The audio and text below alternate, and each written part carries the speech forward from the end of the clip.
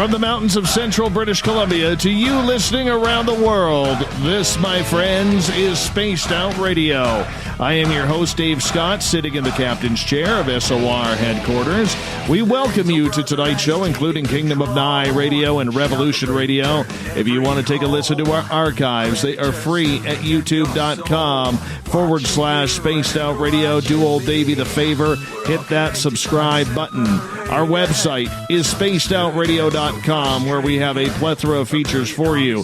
You can rock out to Bumblefoot. You can go shopping at the SOR Vault. Sign up for the SOR Space Travelers Club. It's starting to pack up in there. We also have We Read the Night and the SOR Newswire, which is updated daily by Captain Shirk. Tonight's show is brought to you by CHIVE Charities. Help make the world 10% happier by donating to CHIVE Charities today. You can find them on our website.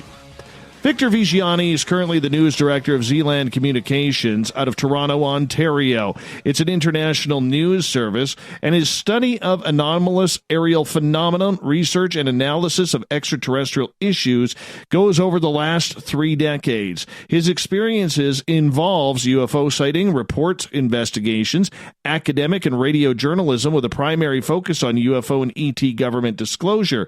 Victor has addressed multimedia audiences from Australia to Washington, D.C., at the National Press Club, CBC and CTV in Toronto, news programs, and at the Convocation Hall University of Toronto. Then at the bottom of hour number 3, I will bring you the SOR Newswire, brought to you by Paranoia Magazine. Victor Viggiani, it's so good to have you back on the show, especially after it's been, hard to believe, over a month now, or a month since I got to hang out with you at the Alien Cosmic Expo in Toronto.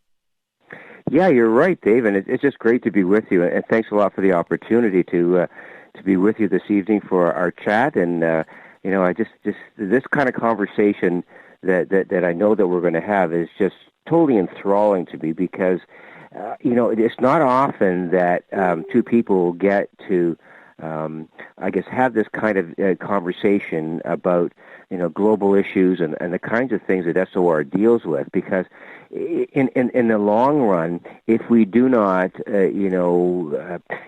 discuss these kinds of issues the way SOR does, nobody else is going to do it, and you guys are doing a great job of exposing some of the really basic issues as to what the human species is all about when you get right down to it. So, I mean, there are specific issues, but there are also a lot of general issues that people need to be brought up to date with, because let's face it, people are they're concerned with making a living and putting bread on the table and educating their kids. But SOR and similar kinds of podcasts are dealing with the more deep issues of the human existence. So how do you blend in those things with the daily existence of people, and then the really kind of intrusive things that are threatening the human species? And I think that Spaced Out Radio is one of the entities that really brings those kinds of things to the forefront, and we can't do without your work. I'm convinced of that, David, and I congratulate you for the kind of work that you do. Thank you. And it was an honor for me when I took the stage in Toronto at the Alien Cosmic Expo to have someone of your stature and of your experience to introduce me and to the crowd, because, coming from the West Coast, a lot of people really don't know what's going on because of the time we're on. We're on in the Toronto and the East Coast area at midnight to 3 a.m. A lot of people are already sleeping. So it was a real big invite for me to go there and introduce the show to the East Coast, especially in Canada, and to have somebody of your stature introduce me, it was just absolutely fantastic, and what a ride it was. Yeah, the whole conference was just a complete success, and you being part of it, it sort of you put the cherry on the top of the cake kind of thing. So. It's especially with someone like yourself who's involved with the media. And I was a little, I'm not going to say disappointed, I won't say that, but I would like to see ACE, the Alien Cosmic Expo, deal more or allow more participation of media people like yourself who can bring forward a journalistic perspective not necessarily sort of a quote-unquote UFO expertise. That's an aside, but I think we need to bring in people from the media, like yourself, who can espouse and really articulate a clearly journalistic perspective on what's going on with the planet. And it totally astounds me how journalism today. I've just written an article. What I call it is geopolitics and the resurrection of idiocy, and basically it's how global dominance and indolence have won the day, because journalism has sort of taken a vacation, and they're really not performing the duty that they have as the sort of the guardians of truth.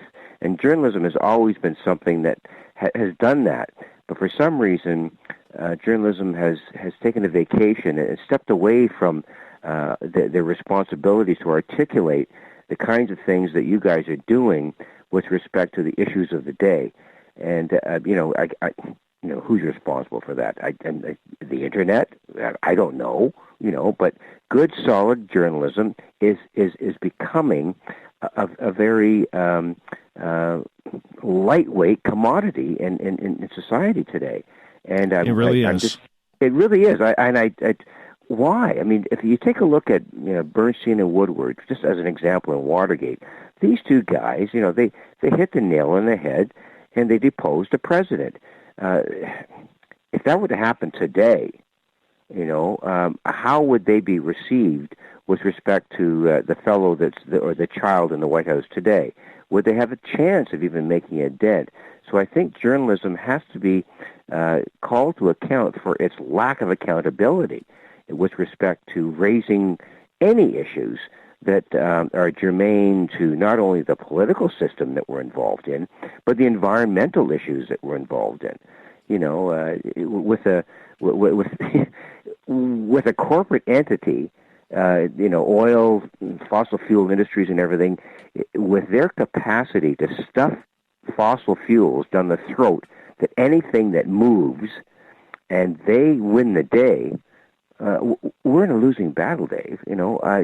I just don't see it any other way. And if corporate journalism does not address the issues of the environment and other things that we'll get into later on in the program, obviously, it's going to be a losing battle unless good journalists step forward and articulate what's really going on with our species.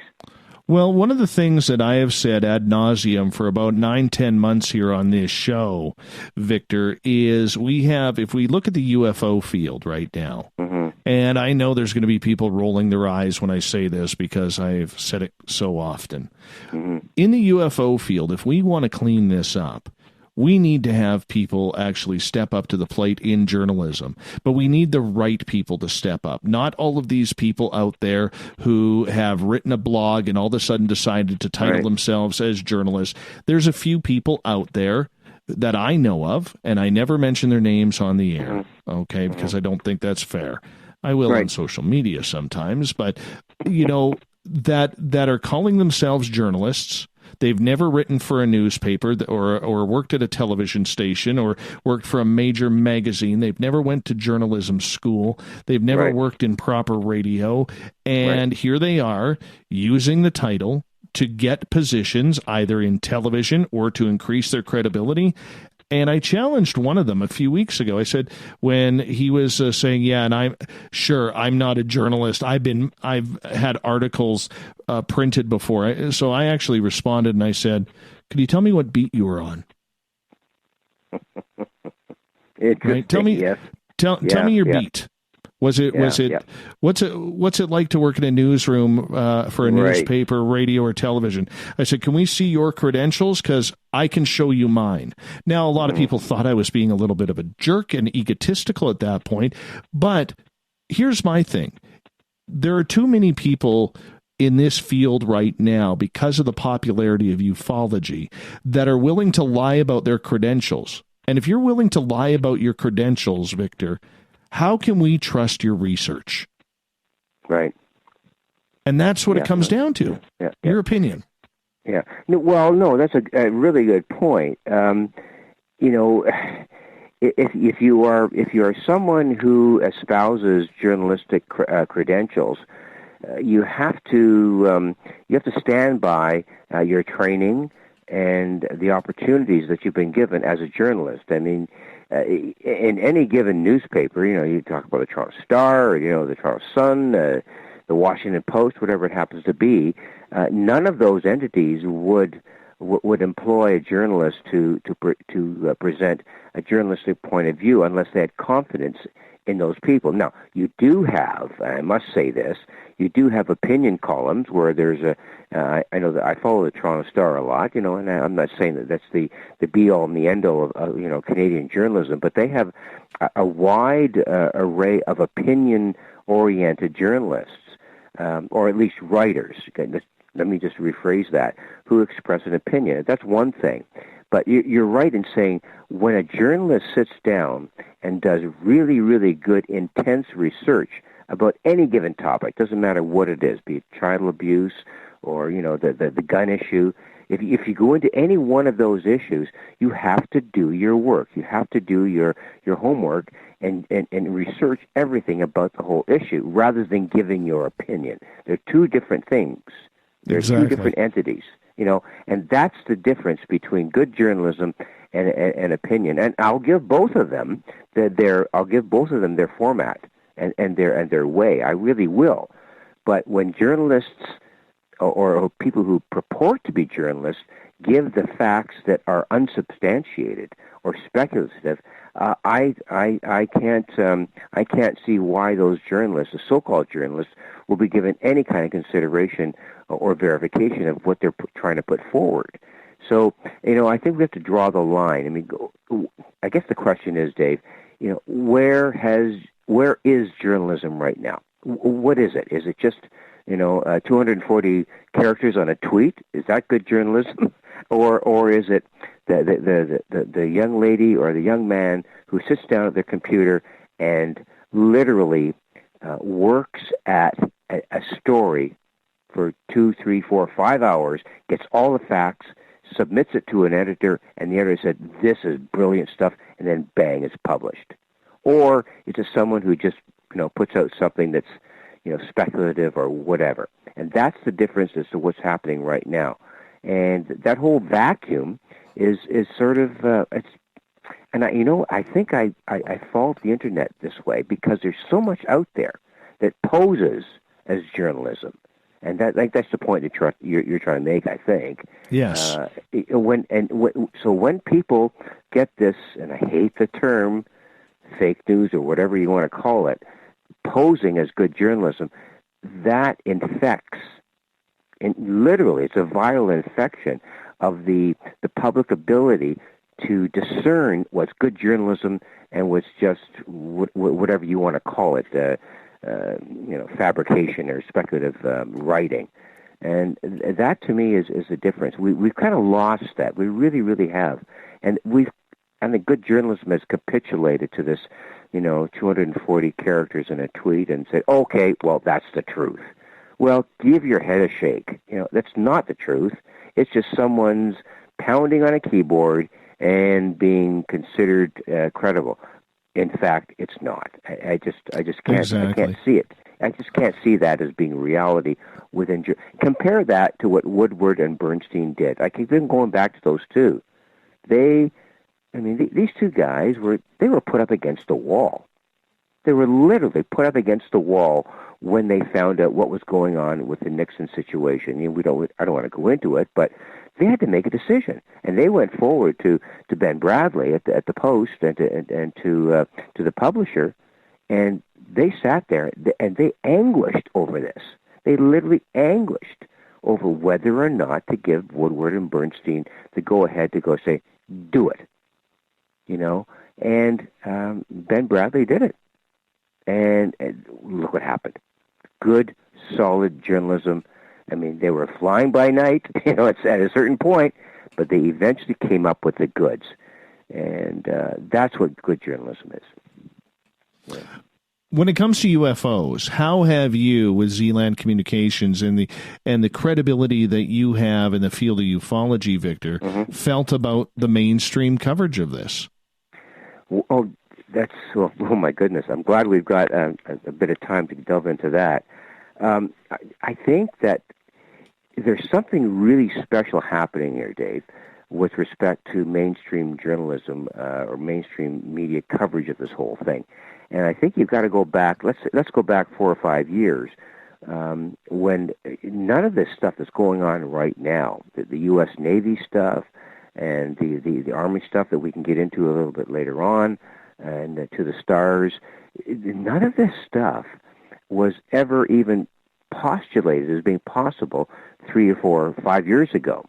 So what I think we've got a situation here now where the UFO issue has risen to a point where mainstream media, and how do you want to characterize that? It's how long is a piece of string? You just don't know. But when you take a look at CBS, for example, why did CBS back? I think it was May of last year. Why did CBS 60 Minutes interview Robert Bigelow for 20 minutes about the UFO issue? And that, to me, was the tipping point, because I always imagined in my mind that once the UFO issue hit a mainstream media organization like 60 Minutes, once it covered the UFO issue, it would be home free in terms of credibility with respect to people's level of believability or even consideration of this UFO issue. And Robert Bigelow did an absolutely amazing job of saying, you know what, guys, I don't care what people think of me. And he said that verbatim. I don't care whether they think I'm a crackpot or not. The UFO issue is real. We have the substantive evidence about what's going on, and 60 Minutes said it. So that, to me, was sort of the benchmark with respect to how good mainstream media covered this whole issue. Now, people can speculate about his credibility and how he's in line with corporate entities and everything like that. But the fact of the matter was that Robert Bigelow, as a corporate entity, came forward and, how many listeners would they have had? How many listeners on that Sunday night would have heard Robert Bigelow say, UFOs are real and there's an extraterrestrial presence here, and I don't give a rat's ass about, pardon my language, about what people think of my assessment of all of that. That would never have happened 10 years ago. Never. So, what has happened to allow mainstream media to allow that kind of discourse or that kind of narrative to enter the whole discussion about UFOs? That's a unique situation. And then from there, then you get to the Stars Academy, and then you get into the whole idea of the U.S. Army, involving themselves to the Stars Academy with this metamaterials. This thing has evolved at a quantum leap over the past, 18 months, maybe longer. This would never have happened 4 or 5 years ago. So we are way ahead of the curve in terms of the mainstream media's qualified assessment of what's really going on. And I think that's the key issue that we have to deal with. Why has mainstream media, CBS, MSNBC, CNN, even Fox News, why are they taking this stuff on in the way they are? And the greatest interview that your listeners could ever imagine listening to is go to Fox News and listen to and watch Tucker Carlson interview Luis Elizondo about the ATIP program and what his role in that was.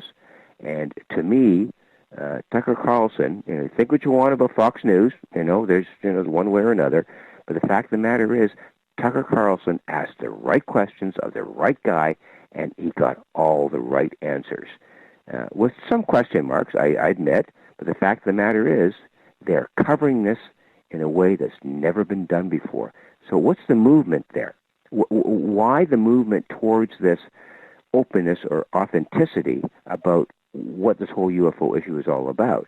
And why has the media grabbed upon this to be something that I think people really need to pay attention to? And I don't know what your assessment of Tucker Carlson is. Well, you know what? The mainstream in general, I think they were asking the right questions for the now, but they were so caught with their pants down around their ankles because they've never wanted to, with respect to the topic. The mainstream media has never really wanted to cover this topic. They've made fun of this topic numerous times. Okay, and when somebody of authority finally told them that this is real, which happened on December 16th, 2017 with the New York Times article. Right, yeah. They were all scrambling. I mean, not once have you seen anybody question what the TTSA is up to. Not once has anybody asked about Roswell. Not once did anybody say when the Navy came out and said, "Oh yeah, we're going to start looking at these UFO videos. We've never done this before." Nobody in the mainstream media asked a simple question: how did you get the 2005 videos from the Nimitz? Right. Well, I think that's a function of their inability to have an historical perspective on this. It's like, someone finding out something. Okay, something's been going on for a long, long time, and all of a sudden you find out there's a reality to it. Okay, and I always, to be really honest with you, Dave, I go back to the whole issue of child abuse. Okay, and pardon me for bringing that up but there is a parallel here. We got about 90 seconds. Okay, yeah. So you had the issue of child abuse, and no one ever spoke about it.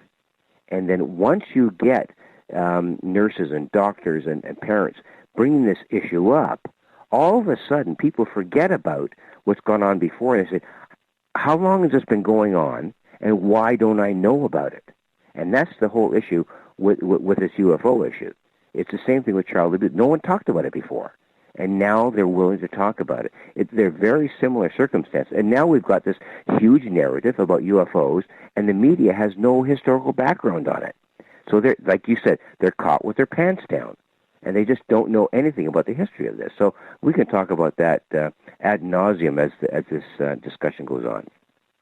Absolutely, we will. And it's going to be very interesting to see how this turns out, because one of the things I'm very surprised with is we got about 35 seconds here, is that, and nobody in the mainstream media has gone down that historic road yet.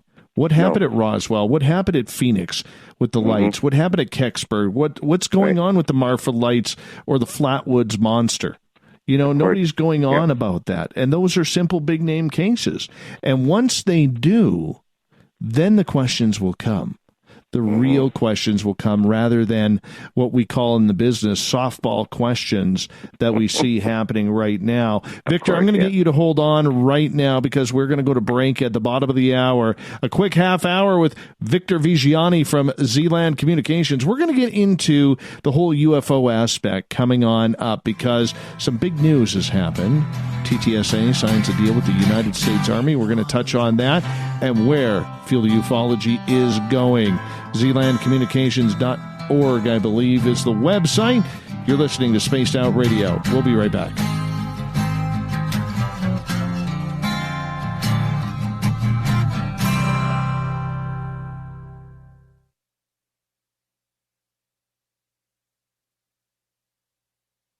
Hey, space travelers, this is John Resig, founder of the CHIVE and CHIVE Charities. If you know anything about our website, you'd know we like to do things a little differently. We're not some faceless organization collecting money for a nebulous cause. Our donor dollars go directly toward life-improving items. Then we give those items directly to an underdog who needs it most. To become a donor with Spaced Out Radio's official charity, CHIVE Charities, just go to chivecharities.org/donate. From the heartlands of Canada to beards around the world, we know how to take care of you. Fill your follicles with the Mighty Moose Beard Oil. All our oils and balms are handmade and 100% natural ingredients, because we care about your beard. And hey, use the promo code SOR2019 and get your Mighty Moose Beard Oil today.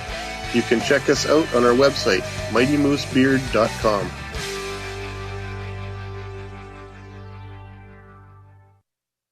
Hello, this is your guitar man, Ron Bumblefoot Thal, and I have to tell you, I love the response I get for Little Brother is Watching from Spaced Out Radio fans. It's amazing how music can inspire and make people think deeper about what's going on in the supernatural world. You can head over to my website, bumblefoot.com, to check out my music, my guitar workshops, my touring, even check out some of the hot sauces that I'm working on. And make sure you keep on listening, because with Spaced Out Radio, you know Little Brother is watching. Finish off your weekend and kick off your new week with me, Everett Thiemer, right here on Spaced Out Sundays. I'm going to bring you great guests, a little bit of snark, and plenty of information to think about. But don't worry, there's going to be plenty of woo as well. We are going to hit everything in the paranormal and supernatural, including the odd Psychic Sundays. So tune us in on Sunday, 9:06 p.m. Pacific, 12:06 a.m. Eastern, right here at spacedoutradio.com. Heading to Vancouver and looking for a night on the town? The Moose Vancouver is the bar that never stops rocking until 2 a.m. every night. The Moose has great food with everything on the menu from $6.95 to $8.95. Fantastic, vibrant staff and rock and roll that will bring you back to when the music was real, the hair was long, and the guitars were rocking. Get your party on at the Moose Vancouver, the official party bar of Spaced Out Radio. Every night on Spaced Out Radio, we have places for you to hang out. Hi, this is Carl. Join our SOR Space Travelers group on Facebook for live chat. On Twitter, using hashtag Spaced Out Radio, you can also join us in our Spreaker chat room. Check us out on Instagram at Dave Scott SOR. All of our archives are free on YouTube at Spaced Out Radio. By the way, I'll be watching you at your window until you do. Bye! We're adding to the entertainment online for Spaced Out Radio. I'm Amber Beckard, and I want to invite you to subscribe to our YouTube channel and check out Cryptid Tales, where I will take you on a journey into some of the strangest legends and lore from around the world, relaying the stories to you of the strange creatures and experiences that people have had throughout time. You can find Cryptid Tales at youtube.com/Spaced Out Radio. And while you're there, don't forget to check out our free archives and leave a comment. See you there.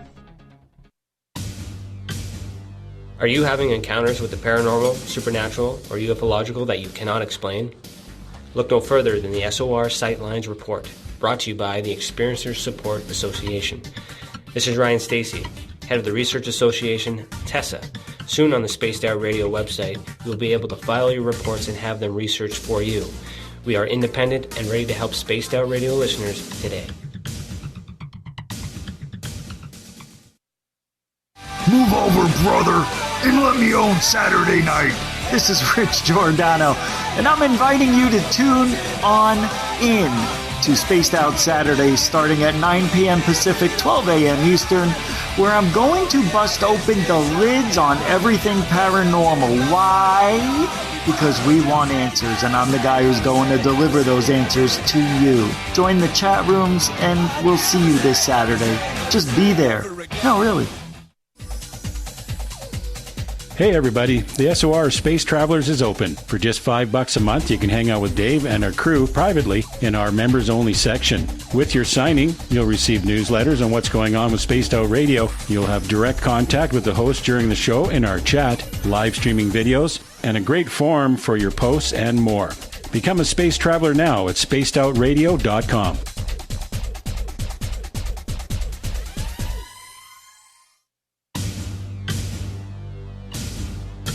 You wanted new SOR gear, and now you can have it. The SOR Vault is fully stocked with t-shirts, hats, hoodies, mugs, and everything in between, with great logos for you to choose from.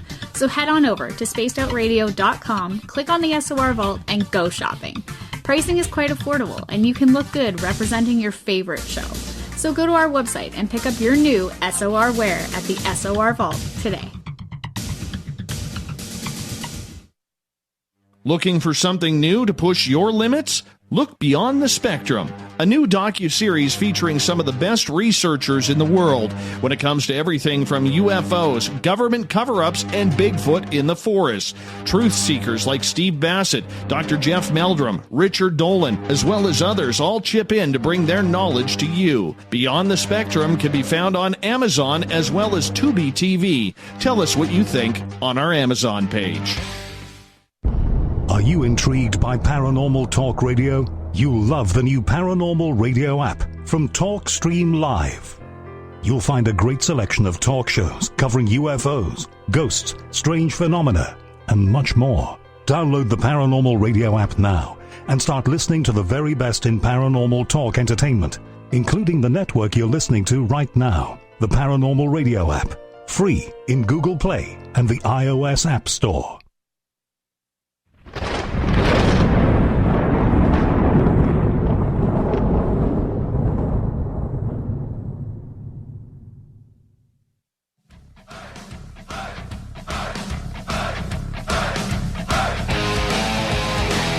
Second half hour is underway on Spaced Out Radio tonight. I am your host, Dave Scott, sitting in the captain's chair of SOR headquarters. Thank you so much for coming on by. Really appreciate it. Reminder to all of you, if you've missed portions of this show or others, you can always head on over to our YouTube channel. Go to youtube.com/Spaced Out Radio. Remember, our archives are free. We only ask that you hit that subscribe button. Our website is spacedoutradio.com, where we have a plethora of features for you. Rock out to Bumblefoot. You can do a little shopping at the SOR Vault. You need a new t-shirt. Let's face it. Look at the one you're wearing. You need a new one. Anyways, moving on, you could join the SOR Space Travelers Club for $5 a month. Read up on We Read the Night. Pick yourself up a brand new book, and Captain Shirk's SOR Newswire is updated daily. Tonight we are talking from Zealand Communications in Toronto, Ontario, Victor Viggiani, who has for the last 30 years been reporting and researching on everything UFO across North America and the world. Victor, welcome back. Great to be with you, David. It's just an absolute pleasure to engage this kind of conversation with you. Well, I'm appreciative to have you here as well. Now, right before the break, we were talking about the history of UFOs because we really haven't seen that in the media coverage yet when this topic has been discussed mainstream.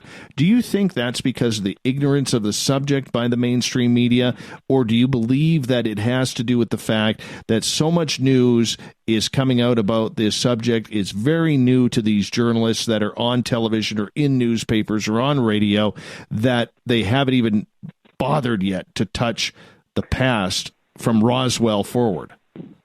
No, I think it's a combination of both. It's not one thing or another. It's probably both of the issues.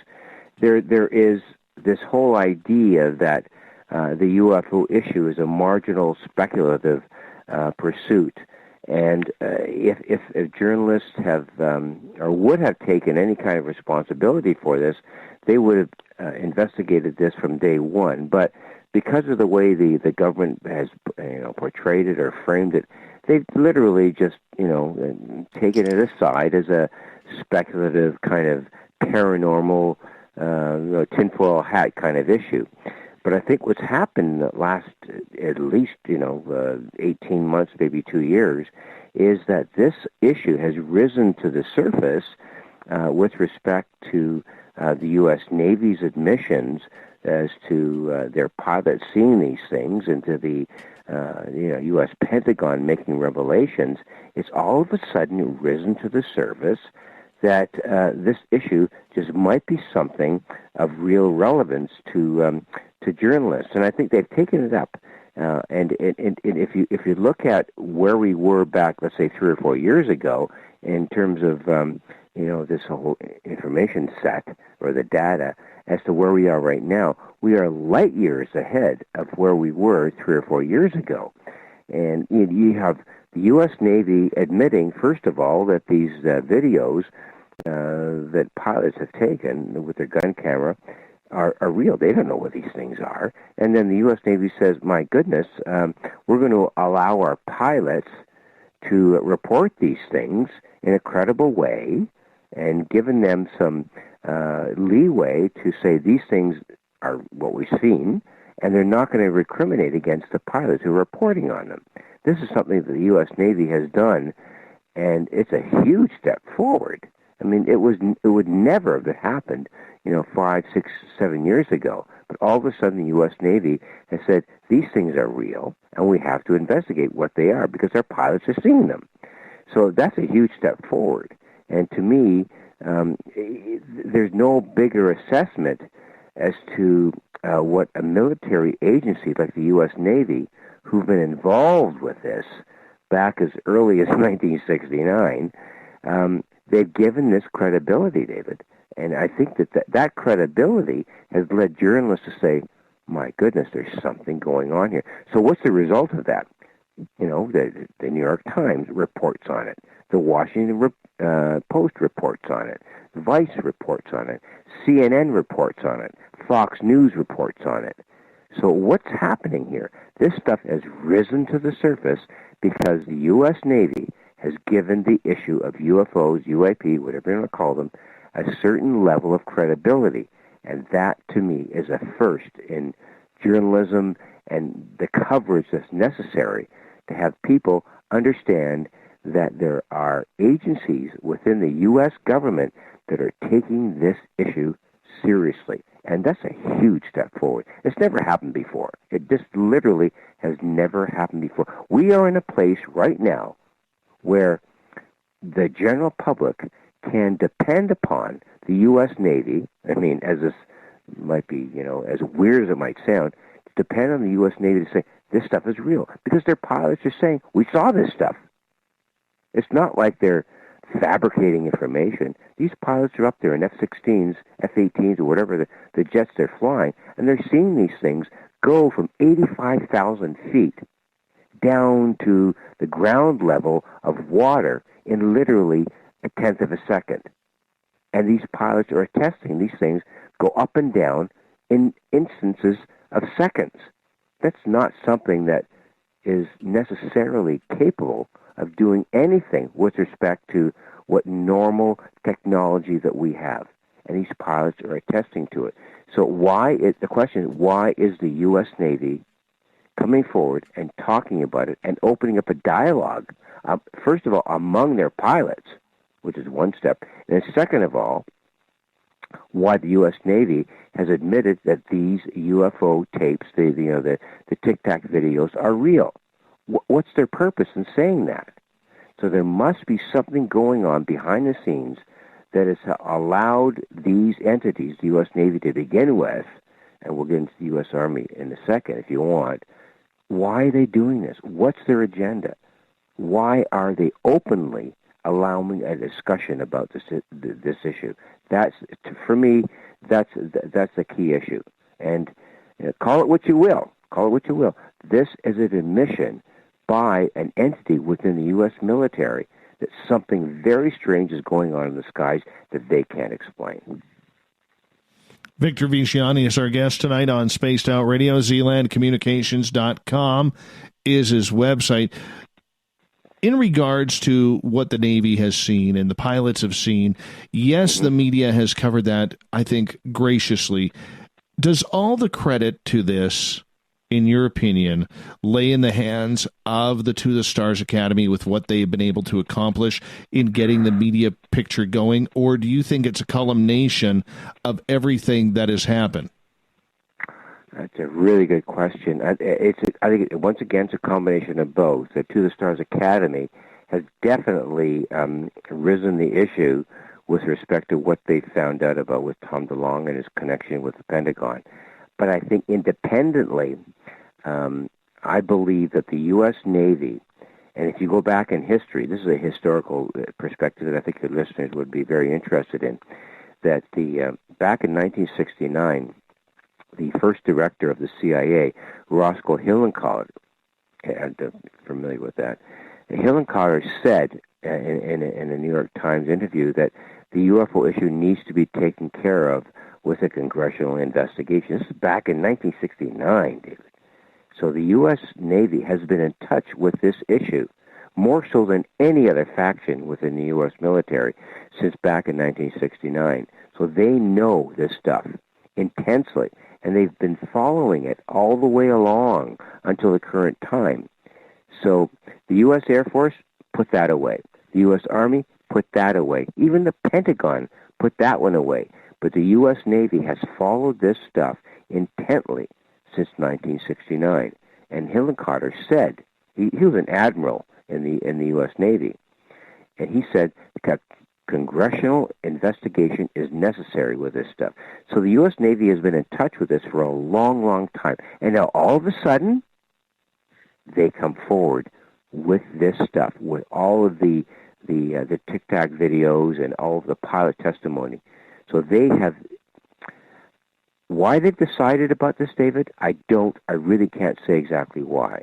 But now I think they know that it's time for this information to come forward. And they have, in fact, come forward by allowing their pilots to say, we saw this stuff, we know it's real, we have no idea what it is.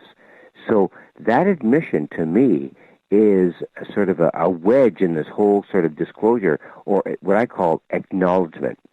And when the U.S. Navy acknowledges this stuff, is a gateway, it's a firm gateway to understanding where the To the Stars Academy has taken up that vacuum, the vacuum between, the evidence about UFO videos and everything, and this metamaterial that the To the Stars Academy has now.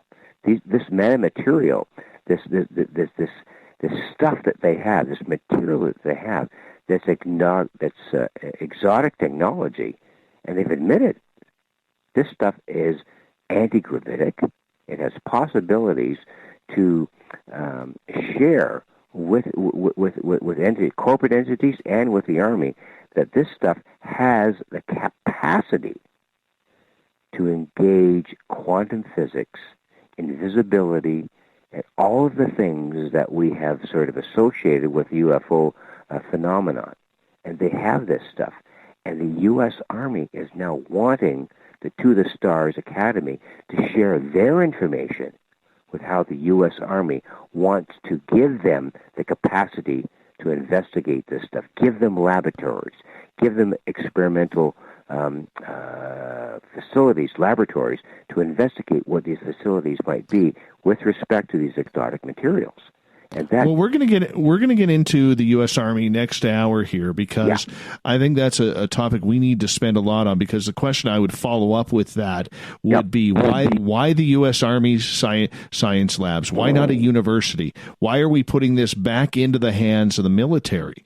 But and we'll get to that in the next hour. But in regards to the credit that has happened, I think To the Stars Academy has done a great job at getting the word out to the media.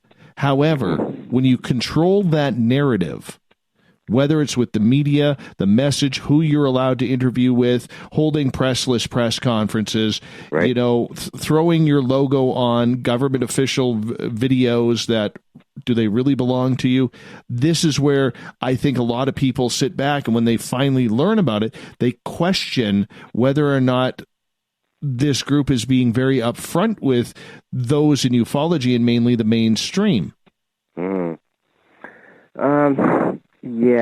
That's a really, because they're sort of a private entity, and I know the way that Hal Puthoff and Chris Mellon, both of the advocates for To the Stars Academy, have framed their information. I have no idea, to be really honest with you, David, as to how they've acquired the materials that they've acquired. But I think that that's necessary to at least acknowledge that if they've acquired these kinds of materials, the material, I guess it's just a metallic kind of material, exotic material. If they've acquired this, if in fact they have, and they have evidence that this material can justify anti-gravitic technology. I mean, why would you say we've got stuff that will, bring about a realization of invisibility or camouflaged reality, quantum time displacement, all of these things? Why would they say things like that unless they have some kind of evidence that this stuff is real? I mean, if they were to say that and have no evidence to back it up, that's absolutely stupid. I mean, it's just ignorance. So, I mean, I've followed Hal Puthoff for the last 15 years, and this man is as credible as you'd ever want to believe. He is the consummate professional, along with Chris Mellon, former Assistant Secretary of Defense. These two people are as credible as you'd ever want to believe. So why would they put their reputation on the line to say, we have metamaterial that shows that quantum physics can displace time? Quantum physics can displace anti-gravity.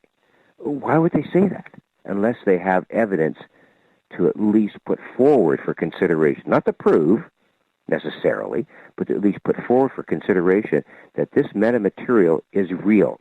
And on top of that, that the U.S. Army has entered into an agreement with To the Stars Academy to investigate this stuff.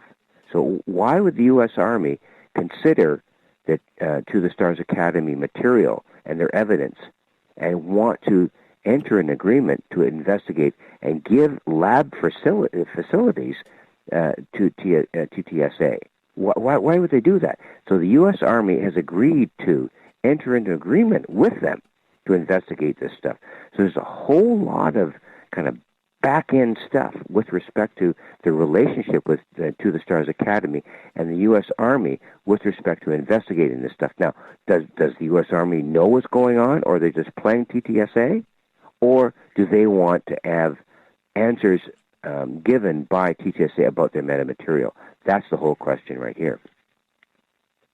We've got about 5.5 minutes before we got to go to break at the top of the hour. Victor Viggiani is our guest tonight on Spaced Out Radio. Is the mainstream media getting the message through to the mainstream public, though? Do you think that the mainstream public even cares? How does this affect their daily lives where people are being taxed to points of no return? They're spending more time on their phones looking at vacation spots and spending their hard-earned money on buying brand new cars and 80-inch televisions, so on and so forth. Does the mainstream public even care that this is going on, or have they been blinded to the fact that really it's become a very, self-sufficient world where we only worry about ourselves? Well, my first answer to the question is no. You're right. I don't think the way the media is portraying this issue has even come close.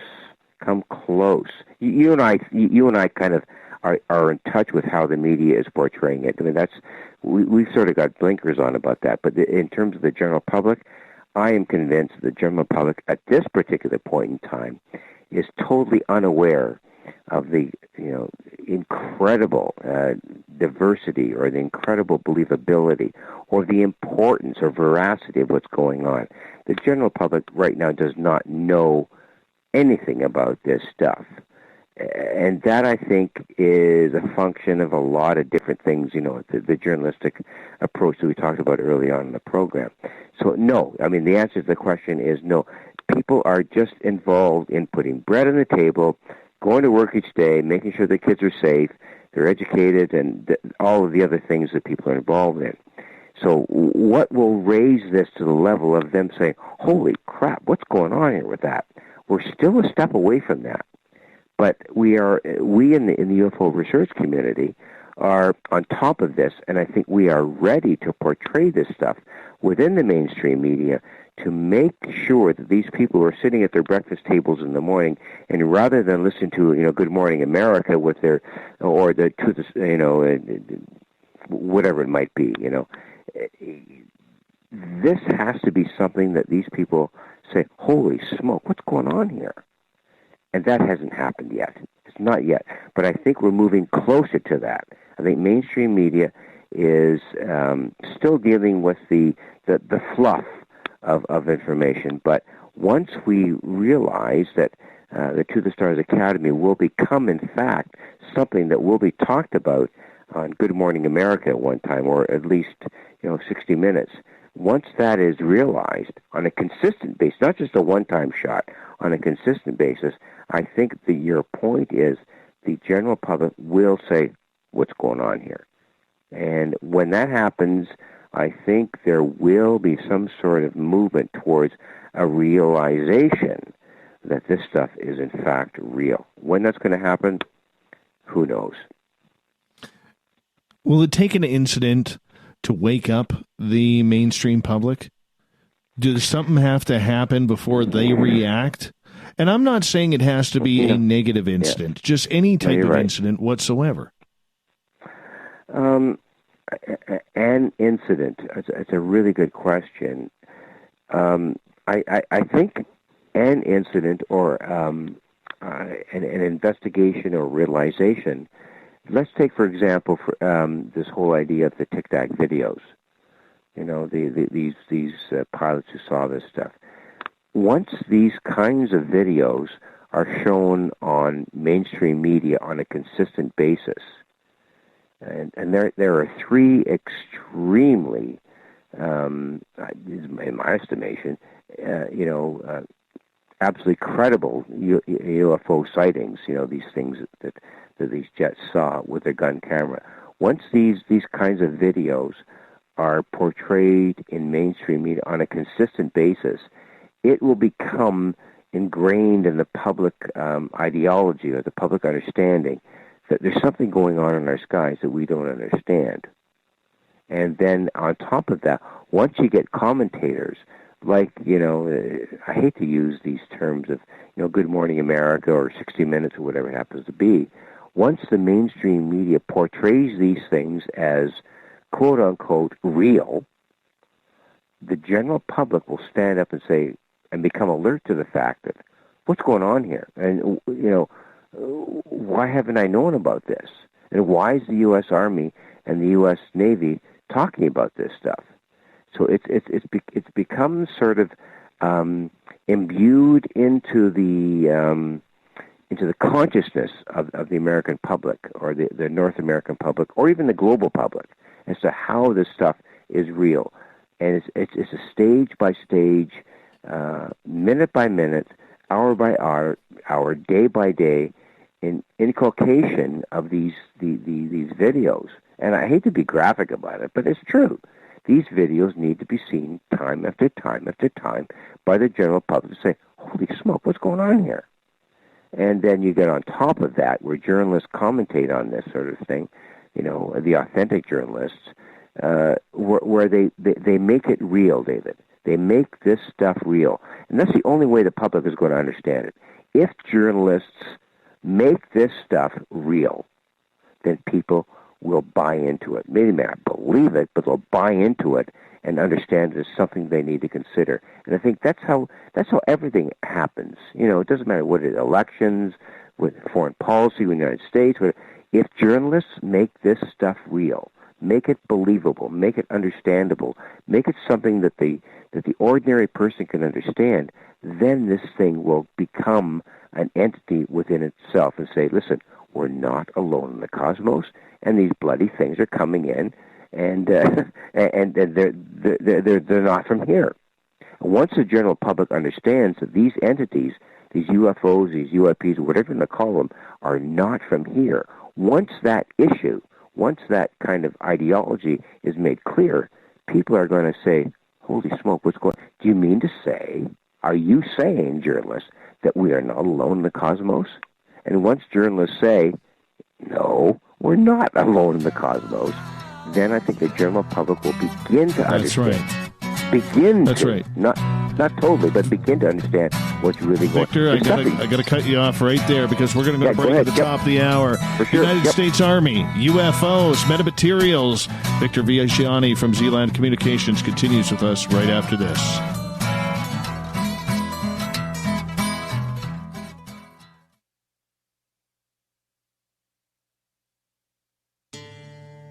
Hey, Spaced Out Radio fans! It's John Resig, founder of the CHIVE and CHIVE Charities. Our goal is to make the life of veterans, first responders, and those with rare medical conditions 10% happier. We do this by donating one grant item, ranging from vans to therapy programs to prosthetic limbs, to those who need it most. To contribute to Spaced Out Radio's official charity, head over to chivecharities.org and become a donor today. Get your horns up with me on Spaced Out Radio. This is Ron Bumblefoot Thal. Come tune in to SOR where you can hear me rock out with Little Brother Is Watching, the official theme song of Spaced Out Radio. And then come on over to bumblefoot.com where you can find out about my tour schedule, my music, and everything else. Bumblefoot.com keeps you up to date on what I'm doing and the best way to stay in touch with my music and music camps. Sign up for my newsletter at bumblefoot.com and remember, Little Brother Is Watching. Hi, this is Amber Beckrud, and I want to invite you to subscribe to our YouTube channel where we store all of the SOR show archives for free. And as an added bonus, every 2 weeks I'm posting brand new content on Cryptid Tales, where I will get into some of the spookier legends and folklore from around the world and tell the stories that go with them. Find us at youtube.com/spacedoutradio and check out Cryptid Tales today. Drop a comment and let me know what you want to hear.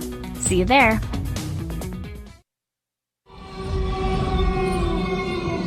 Hey, this is Canadian Paranormal Investigator Mike Moore. The third Wednesday of every month, I'll be teaming up with Dave Scott to bring you Ghosts of the Great White North. Each month, we will bring on guests from across Canada to discuss their ghostly encounters. Canada is a paranormal hotbed with stories you've never heard, so we're going to bring them to you. So get comfy on your Chesterfield, grab a donut, and join us, eh? Hi there, this is Geraldine Orozco from San Francisco's Bay Area Meditation. I invite you to join me the first Tuesday of every month with Dave Scott for Spaced Out Radio's The Spiritual You. In this fast-paced world we live in, it's time for you to take some time for you. We'll cover every possible subject from powerful meditation to healing techniques to your own intuition and spirituality. So come join us for The Spiritual You. Move over, brother, and let me own Saturday night. This is Rich Giordano, and I'm inviting you to tune on in to Spaced Out Saturdays starting at 9 p.m. Pacific, 12 a.m. Eastern, where I'm going to bust open the lids on everything paranormal. Why? Because we want answers, and I'm the guy who's going to deliver those answers to you. Join the chat rooms, and we'll see you this Saturday. Just be there. No, really. Are you having encounters with the paranormal, supernatural, or ufological that you cannot explain? Look no further than the SOR Sightlines Report, brought to you by the Experiencers Support Association. This is Ryan Stacy, head of the Research Association, TESA. Soon on the Spaced Out Radio website, you'll be able to file your reports and have them researched for you. We are independent and ready to help Spaced Out Radio listeners today.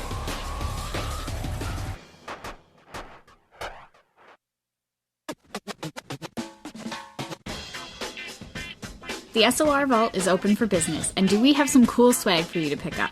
All you have to do is head over to our website and click on the SOR Vault.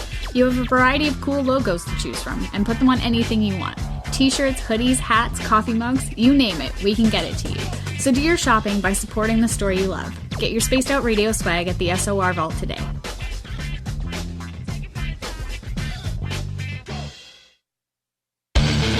The Call of the Wild is in Vancouver. The Moose Vancouver is one of the hottest bars and restaurants in the city. Open until 2 a.m. nightly, the Moose will rock you like a hurricane all night long. Great food with everything on the menu at $6.95 near the corner of Nelson and Granville. Get your horns up and come rock with us. The Moose Vancouver, the official rocking bar of Spaced Out Radio. Come hang out with Spaced Out Radio, where we own the night. This is Carl. You can follow Dave on Twitter at Spaced Out Radio, and during the show, use the hashtag Spaced Out Radio to chat with us live. On Instagram, at Dave Scott SOR. On Facebook, give our page a like, Spaced Out Radio Show. SOR archives are free on YouTube at Spaced Out Radio. Come join us, or I will come join you. See you at your window.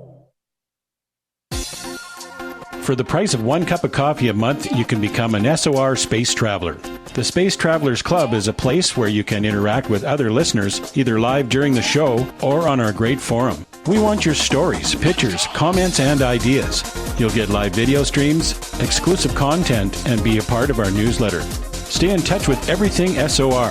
The Space Travelers Club is just $5 a month at spacedoutradio.com. A little bit of science, a little bit of skepticism. Add a dash of snark and you have the makings of Spaced Out Sundays with me, Everett Thieme. Together we will look into the reality of the paranormal with an open eye and rational thought. Oh, did I mention there'll be plenty of woo as well? Your time spent with Spaced Out Sundays will make the night even better. The chat rooms are open, 9:06 p.m. Pacific, 12:06 a.m. Eastern, right here at spacedoutradio.com. We all know on Spaced Out Radio we love a good beard and mustache, so why not take care of your facial hair with Mighty Moose Beard Oil? Made in Canada, we're taking care of beards and stashes around the world. We use 100% natural ingredients with our oils and balms to make your whiskers feel silky smooth. Use promo code SOR2019 at MightyMooseBeard.com today.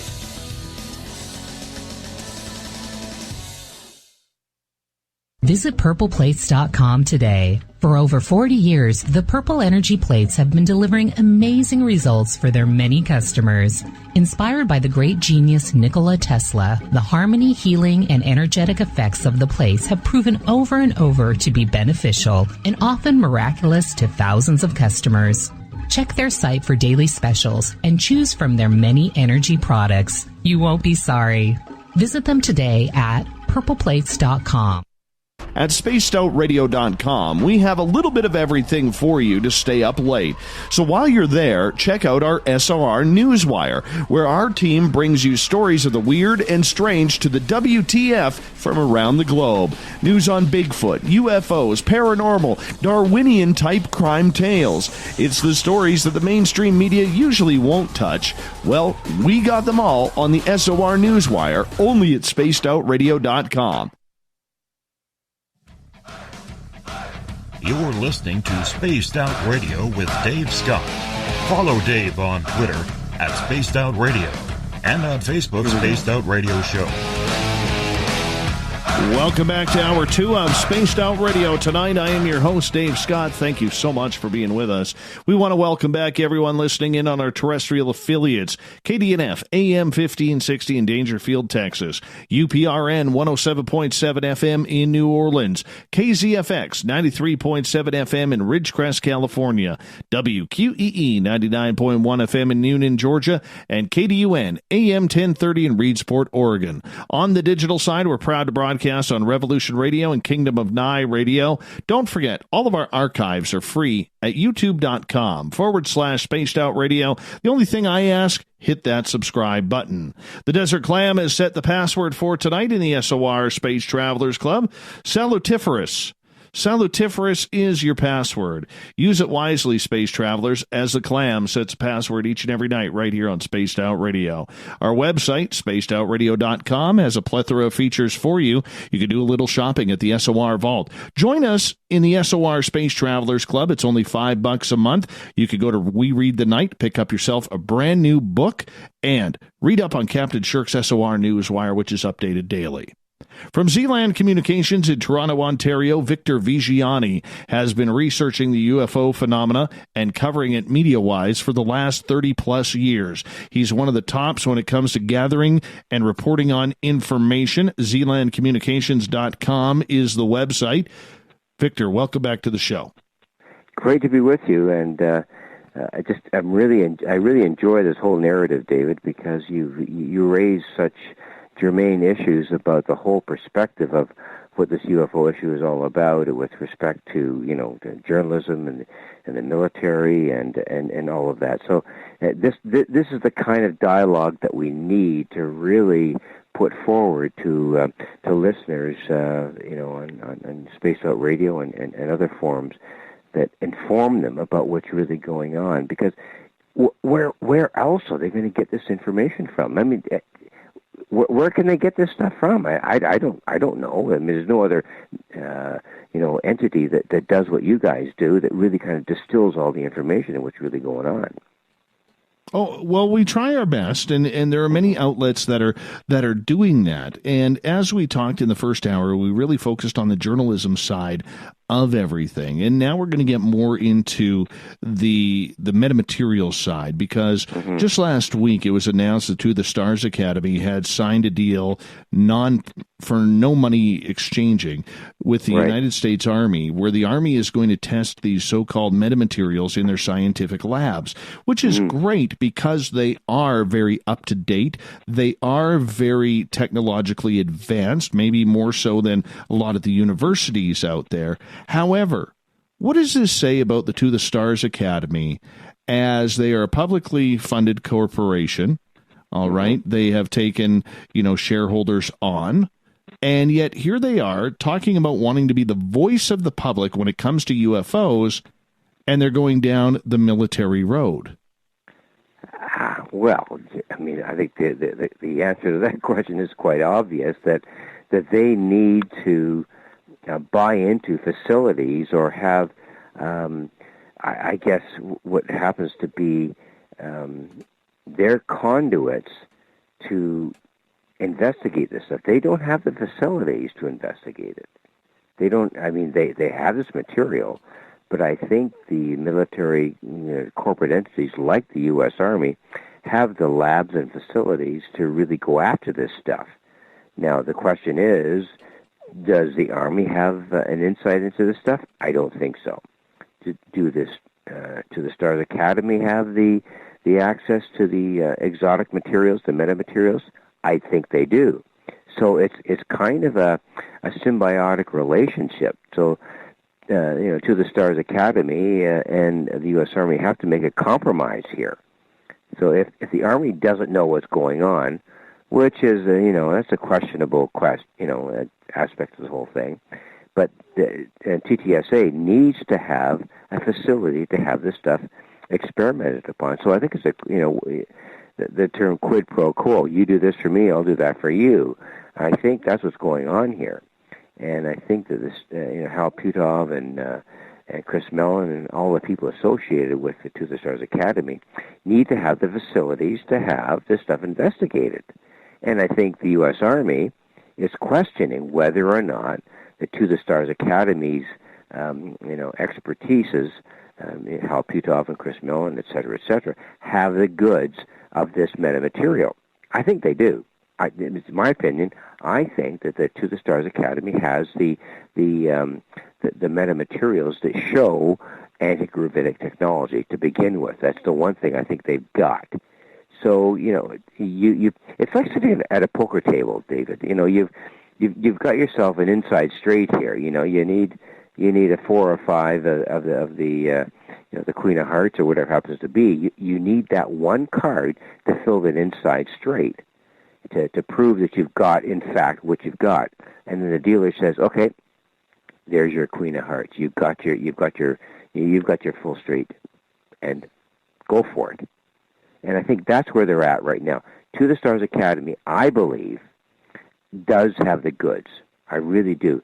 I mean, why would they profess that they've got it if they don't? I just don't understand why they would say what they're saying and not have the goods to back up what they're saying. And I know Hal Puthoff. I have spoken to him. I've communicated with him. This guy's the real deal. And he has no agenda to sort of profess himself to be who he wants no notoriety here. All he wants out is the truth behind what's going on here. So I'm convinced that To the Stars Academy has the stuff that they have, this exotic material, and they want the U.S. Army to cooperate with them in what they call, what's the terminology? A cooperative research and development agreement, a CRADA, as they call it. They want to cooperate with the U.S. Army on this. So one side needs the other. It's, you scratch mine, I'll scratch mine, that kind of thing. So it's really kind of a quid pro quo. I'll help you if you help me. I think that's where they're at right now. I really do. Why not go to a university, though? You're telling me there isn't a university like MIT or UC Berkeley or wherever across the United States, Harvard, Yale, Princeton, some of these Ivy League schools where money is no object. They would probably have been flattered to do this. I mean, this is where, if I look at red flags, this is a red flag for me, because this group that has come in to try and take over the field of ufology absolutely ignored all high-named UFO researchers, whether it's Richard, whether it's Linda, whether it's Stanton Friedman, who is now passed away. They ignored everybody and basically took on all of Robert Bigelow's men. So to me, yes, I'm going on a little bit of a rant here. I don't think DeLong set this group up at all when all of your guys on your top line are all from Bigelow's team. I don't believe that for a second. Number two, when you have this material, why send it to the military? You can't tell me that there wasn't a single university out there that would be interested in this. I mean, we have Ivy League schools investigating near-death experiences because one of the professors had one. We have this happening, and this is what doesn't make sense. Well, I think one of the answers to that question, and, I'm not advocating one way or another, one side or another. I don't know if universities have the facilities, the inside facilities to investigate this stuff. And my assessment is that, a military organization like the U.S. Army just might have the facilities to allow the To the Stars Academy to really investigate this stuff. I think that's the tipping point for me. The universities may have people who can delve into this over a longer period of time and say, okay, give us the stuff and we'll go at it for 6 months, 8 months, 10 months, a year and a half. I think the military may have laboratory facilities to actually assess this stuff. On top of that, and this is my just opinion, I think the U.S. Navy knows more than they're admitting, and the U.S. Navy is admitting more than that they're capable of saying publicly. So I think the To the Stars Academy is they're playing both ends between the middle. So who are they going to trust? A university or the military? If it was me, I wouldn't give the military any time of day, to be really honest with you. But if they've got the facilities to allow them to assess what these metamaterials are, I'd go with that. I really would. I don't know if I would go with a university or whatever other facility to go at this and take a year or 2 or 3 more years to really kind of get down to the nitty-gritty, whereby the military may have facilities or experimental capacity to really assess what's really going on with this. So it's like I say, it's a poker game. You're dealt a hand and you just got to fill it somehow. So I think that the To the Stars Academy has gone with the military because the military has the capacity to do this. And my instincts are, and I know Richard Dolan agrees with me on this, is that the military wants to know what's going on because they don't have the access to the metamaterials that Hal Puthoff and Chris Mellon and the TTSA have. I'm convinced that for some reason, they do not have access to this material. And how the TTSA has this stuff, I don't know either. So I don't know. It's really a poker game here, David. It really is. So put yourself in the position of TTSA. Say, who do you want to deal with? You want to deal with the heavy hitters, or you want to go with a university who may or may not be able to help you? Once again, how long is a piece of string? You just don't know. Victor Viggiani is our guest tonight on Spaced Out Radio. And I was going to ask you that same question, too. How do you think they acquired these materials? It's not like you could just walk around and pick this stuff up. Did it come from Linda Moulton Howe? Did it come from Bigelow Aerospace? Did it come from the military itself, from other crash retrievals that they have had, and they're just starting to bring it publicly? I don't know. This is one of those mysteries of where it's coming from. Well, my sense of the whole thing is that the Bigelow Corporation is, I think they are the center of this storm. I'm convinced of it. And how Bigelow has acquired this stuff, because he says he has, I think the Bigelow Corporation has the goods on this. And in cooperation with other entities, I believe that Bigelow Corporation, in concert with either government agencies or the TTSA or, DeLong, whoever it is, I really believe that they have the metamaterials that have supplied TTSA with their right to appropriate a conviction that they have this stuff. And, where else would it come from? Who else is going to... The government's not going to give it to them. And if the government had it, then why would they give it to TTSA? I think that the TTSA has acquired the stuff independently from the Bigelow Corporation because they have acknowledged they've had this stuff for a number of years. And that's just my sense, David. I don't know for sure.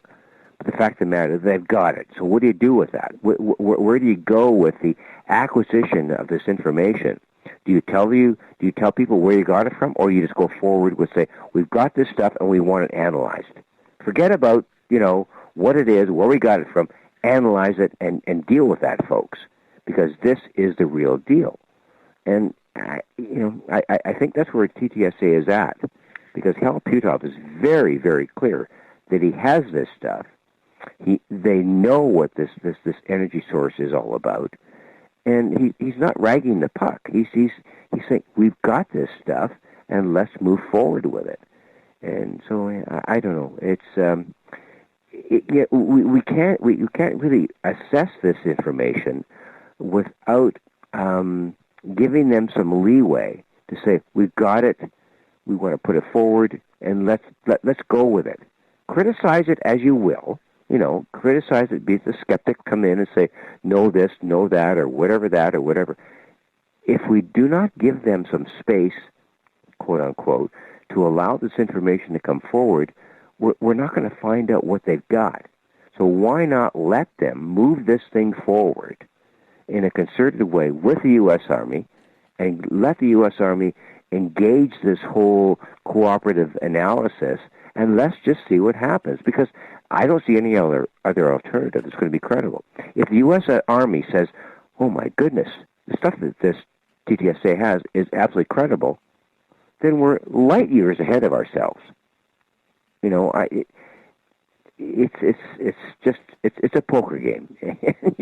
You're sitting around the table and you're dealing cards out, and you just have to make the best of your hand. And I don't see any way around it, because if you completely negate what the Army is attempting to do with TTSA as a manipulative form of involvement, then we're going nowhere. Would you not agree? If they're being manipulative about this, we're going nowhere. It's a dead-end street.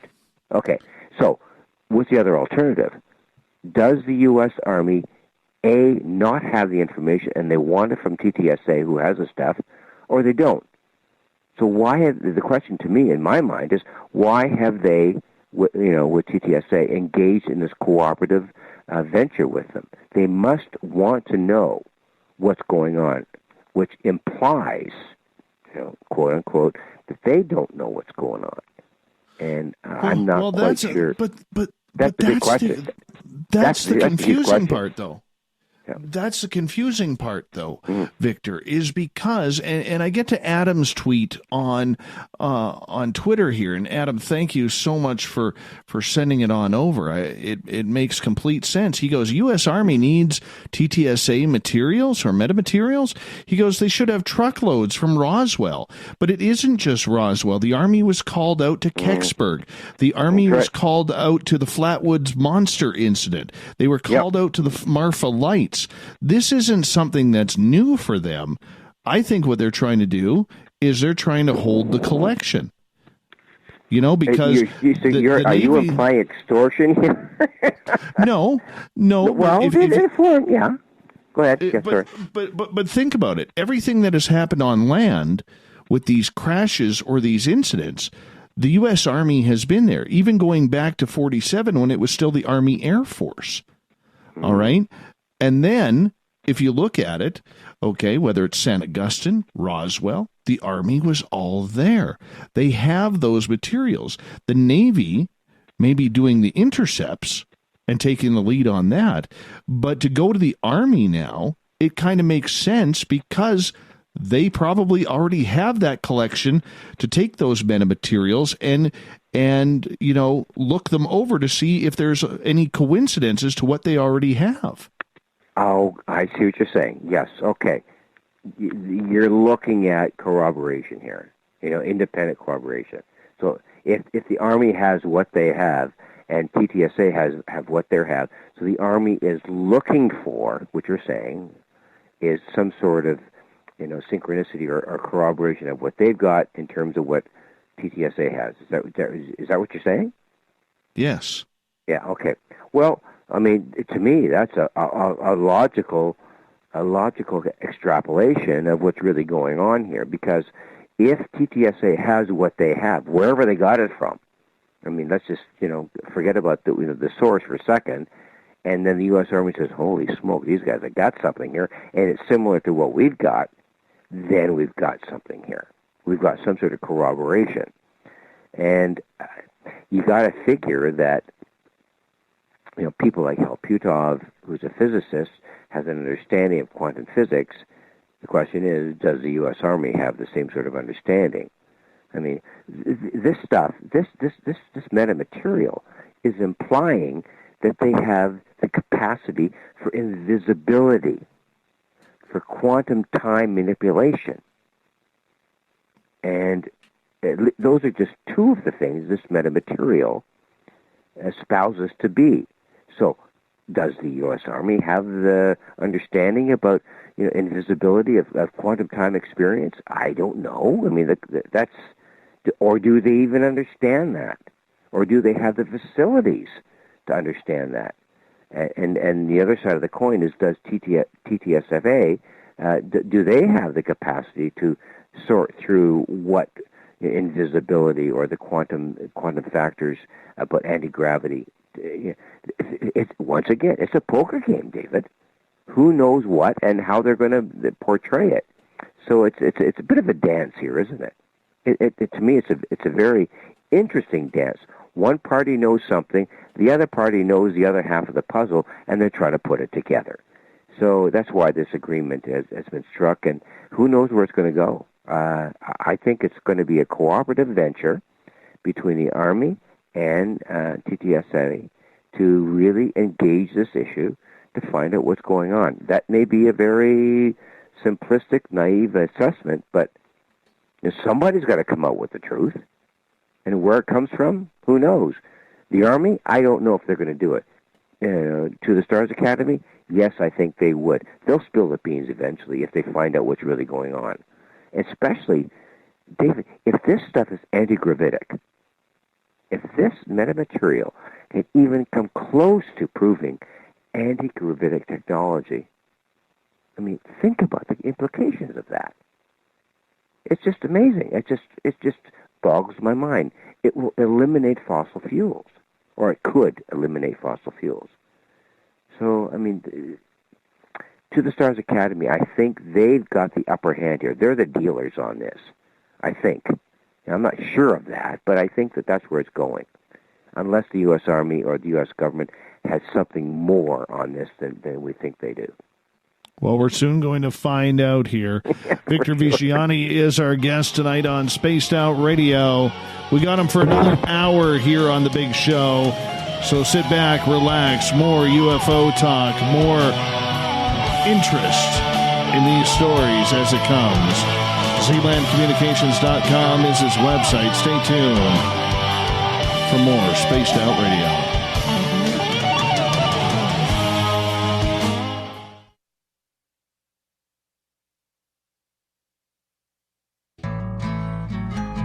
Looking for a place to advertise at a very reasonable cost? Look no further than Spaced Out Radio. SpacedOutRadio.com has an advertising tab that you can click to check out our daily, weekly, and monthly packages to play on the radio, or our website including social media. From commercial spots to banners, we have it all. Check out our competitive pricing today. Hello, this is your guitar man, Ron Bumblefoot Thal, and I have to tell you, I love the response I get for Little Brother is Watching from Spaced Out Radio fans. It's amazing how music can inspire and make people think deeper about what's going on in the supernatural world. You can head over to my website, bumblefoot.com, to check out my music, my guitar workshops, my touring, even check out some of the hot sauces that I'm working on. And make sure you keep on listening, because with Spaced Out Radio, you know Little Brother is watching. Hey, space travelers, this is John Resig, founder of the CHIVE and CHIVE Charities. If you know anything about our website, you know we like to do things a little differently. We're not some faceless organization collecting money for a nebulous cause. Our donor dollars go directly toward life-improving items. Then we give those items directly to an underdog who needs it most. To become a donor with Spaced Out Radio's official charity, CHIVE Charities, just go to chivecharities.org/donate. Visit purpleplates.com today. For over 40 years, the Purple Energy Plates have been delivering amazing results for their many customers. Inspired by the great genius Nikola Tesla, the harmony, healing, and energetic effects of the plates have proven over and over to be beneficial and often miraculous to thousands of customers. Check their site for daily specials and choose from their many energy products. You won't be sorry. Visit them today at purpleplates.com.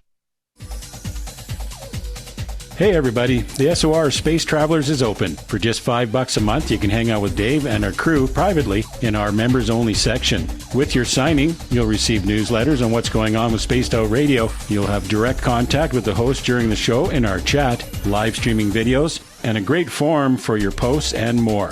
Become a space traveler now at spacedoutradio.com.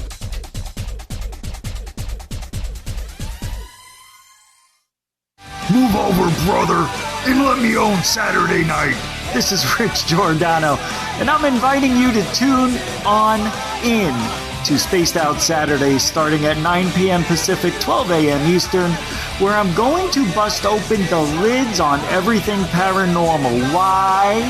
Because we want answers, and I'm the guy who's going to deliver those answers to you. Join the chat rooms, and we'll see you this Saturday. Just be there. No, really. Every night on Spaced Out Radio, we have places for you to hang out. Hi, this is Carl. Join our SOR Space Travelers group on Facebook for live chat. On Twitter, using hashtag Spaced Out Radio. You can also join us in our Spreaker chat room. Check us out on Instagram at Dave Scott SOR. All of our archives are free on YouTube at Spaced Out Radio. By the way, I'll be watching you at your window until you do. Bye! Heading to Vancouver and looking for a night on the town? The Moose Vancouver is the bar that never stops rocking until 2 a.m. every night. The Moose has great food with everything on the menu from $6.95 to $8.95. Fantastic, vibrant staff and rock and roll that will bring you back to when the music was real, the hair was long, and the guitars were rocking. Get your party on at the Moose Vancouver, the official party bar of Spaced Out Radio. You wanted new SOR gear, and now you can have it. The SOR Vault is fully stocked with t-shirts, hats, hoodies, mugs, and everything in between, with great logos for you to choose from. So head on over to spacedoutradio.com, click on the SOR Vault, and go shopping. Pricing is quite affordable, and you can look good representing your favorite show. So go to our website and pick up your new SOR wear at the SOR Vault today. We're adding to the entertainment online for Spaced Out Radio. I'm Amber Beckard, and I want to invite you to subscribe to our YouTube channel and check out Cryptid Tales, where I will take you on a journey into some of the strangest legends and lore from around the world, relaying the stories to you of the strange creatures and experiences that people have had throughout time. You can find Cryptid Tales at youtube.com/Spaced Out Radio, and while you're there, don't forget to check out our free archives and leave a comment. See you there. Coming soon to our website, spacedoutradio.com, is the SOR Space Travelers Club. For just $5 a month, you can get into a private area on our site where you can hang with other listeners in our chat room, post in our forum, and check out a bunch of exclusive content and store that won't be found anywhere else, including a nightly after-show party with Dave. It's going to be the best $5 a month you're going to spend. The SOR Space Travelers, only at spacedoutradio.com. Finish off your weekend and kick off your new week with me, Everett Themer, right here on Spaced Out Sundays. I'm going to bring you great guests, a little bit of snark, and plenty of information to think about. But don't worry, there's going to be plenty of woo as well. We are going to hit everything in the paranormal and supernatural, including the odd psychic Sundays. So tune us in on Sunday, 9:06 p.m. Pacific, 12:06 a.m. Eastern, right here at spacedoutradio.com. From the heartlands of Canada to beards around the world, we know how to take care of you. Fill your follicles with the Mighty Moose Beard Oil. All our oils and balms are handmade and 100% natural ingredients because we care about your beard. And hey, use the promo code SOR2019 and get your Mighty Moose Beard Oil today. You can check us out on our website, mightymoosebeard.com.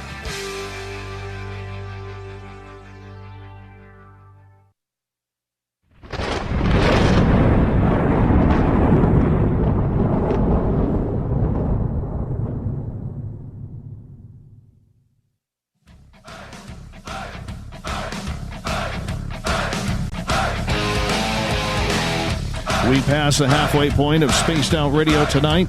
I am your host, Dave Scott, sitting in the captain's chair of SOR headquarters. Thank you so much for joining us. I want to remind each and every one of you that if you've missed portions of this show or others, you can always go to our free archives at youtube.com/Spaced Out Radio. Do me the favor, hit that subscribe button. Our website is spacedoutradio.com, where we have a plethora of features for you. Rock out to Bumblefoot. Read up on Captain Shirk's SOR Newswire. Need a new book? Check one out at We Read the Night. There's the SOR Vault, where you can get brand new Spaced Out Radio swag and join up on the SOR Space Travelers Club for $5 a month. From Zealand Communications, Victor Viggiani out of Toronto, Ontario. He has been checking out the UFO scene, the better part of 3 decades, and he continues to fight for news and openness and accountability regarding this subject. His website, zealandcommunications.com. Victor, welcome back to the show. Yep, great to be with you, David. It's a very interesting conversation we're having. Even though the majority of our listeners are American, probably almost 80%, there are a number who ask me, I usually get a couple of messages a week about this, what is Canada's role when it comes to ufology? Is there even a role, considering in this country, there is not a very high priority about UFOs or the military or military funding or keeping things up to date? We usually rely on our good friends to the south of us to protect us, unless it's on the ice. Then we'll go at you. But nonetheless, what is Canada's role? There is a rich history of ufology here. However, it's not very well known. Yeah, you're right. The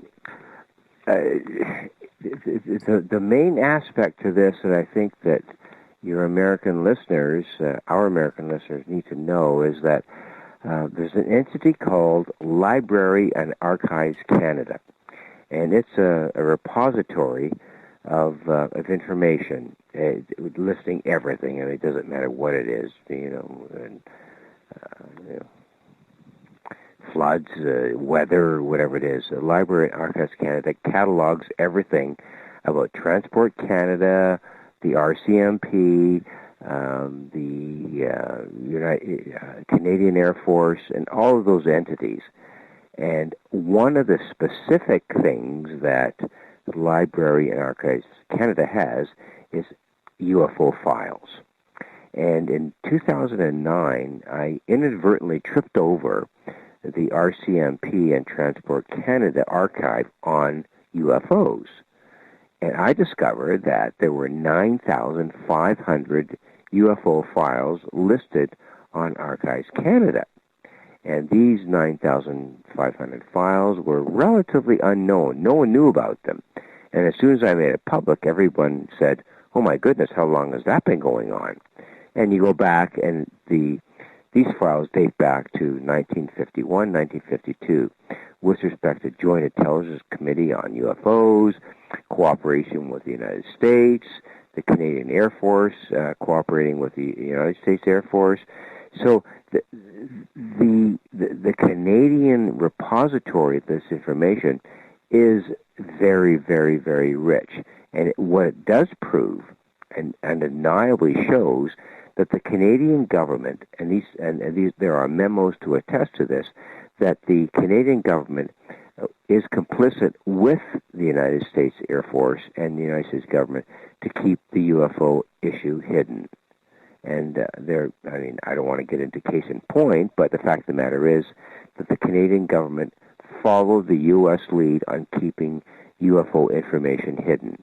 Now, in saying that, all these files are, sighting reports, pilot reports. There's nothing really kind of overly intrusive or expository. But the fact of the matter is that Canada has UFO files, 9,500 files. So you have to figure that the Canadian government, in one way or another, is complicit with the United States government in keeping this stuff either unacknowledged or hidden, or they're just keeping it there so that nobody finds it.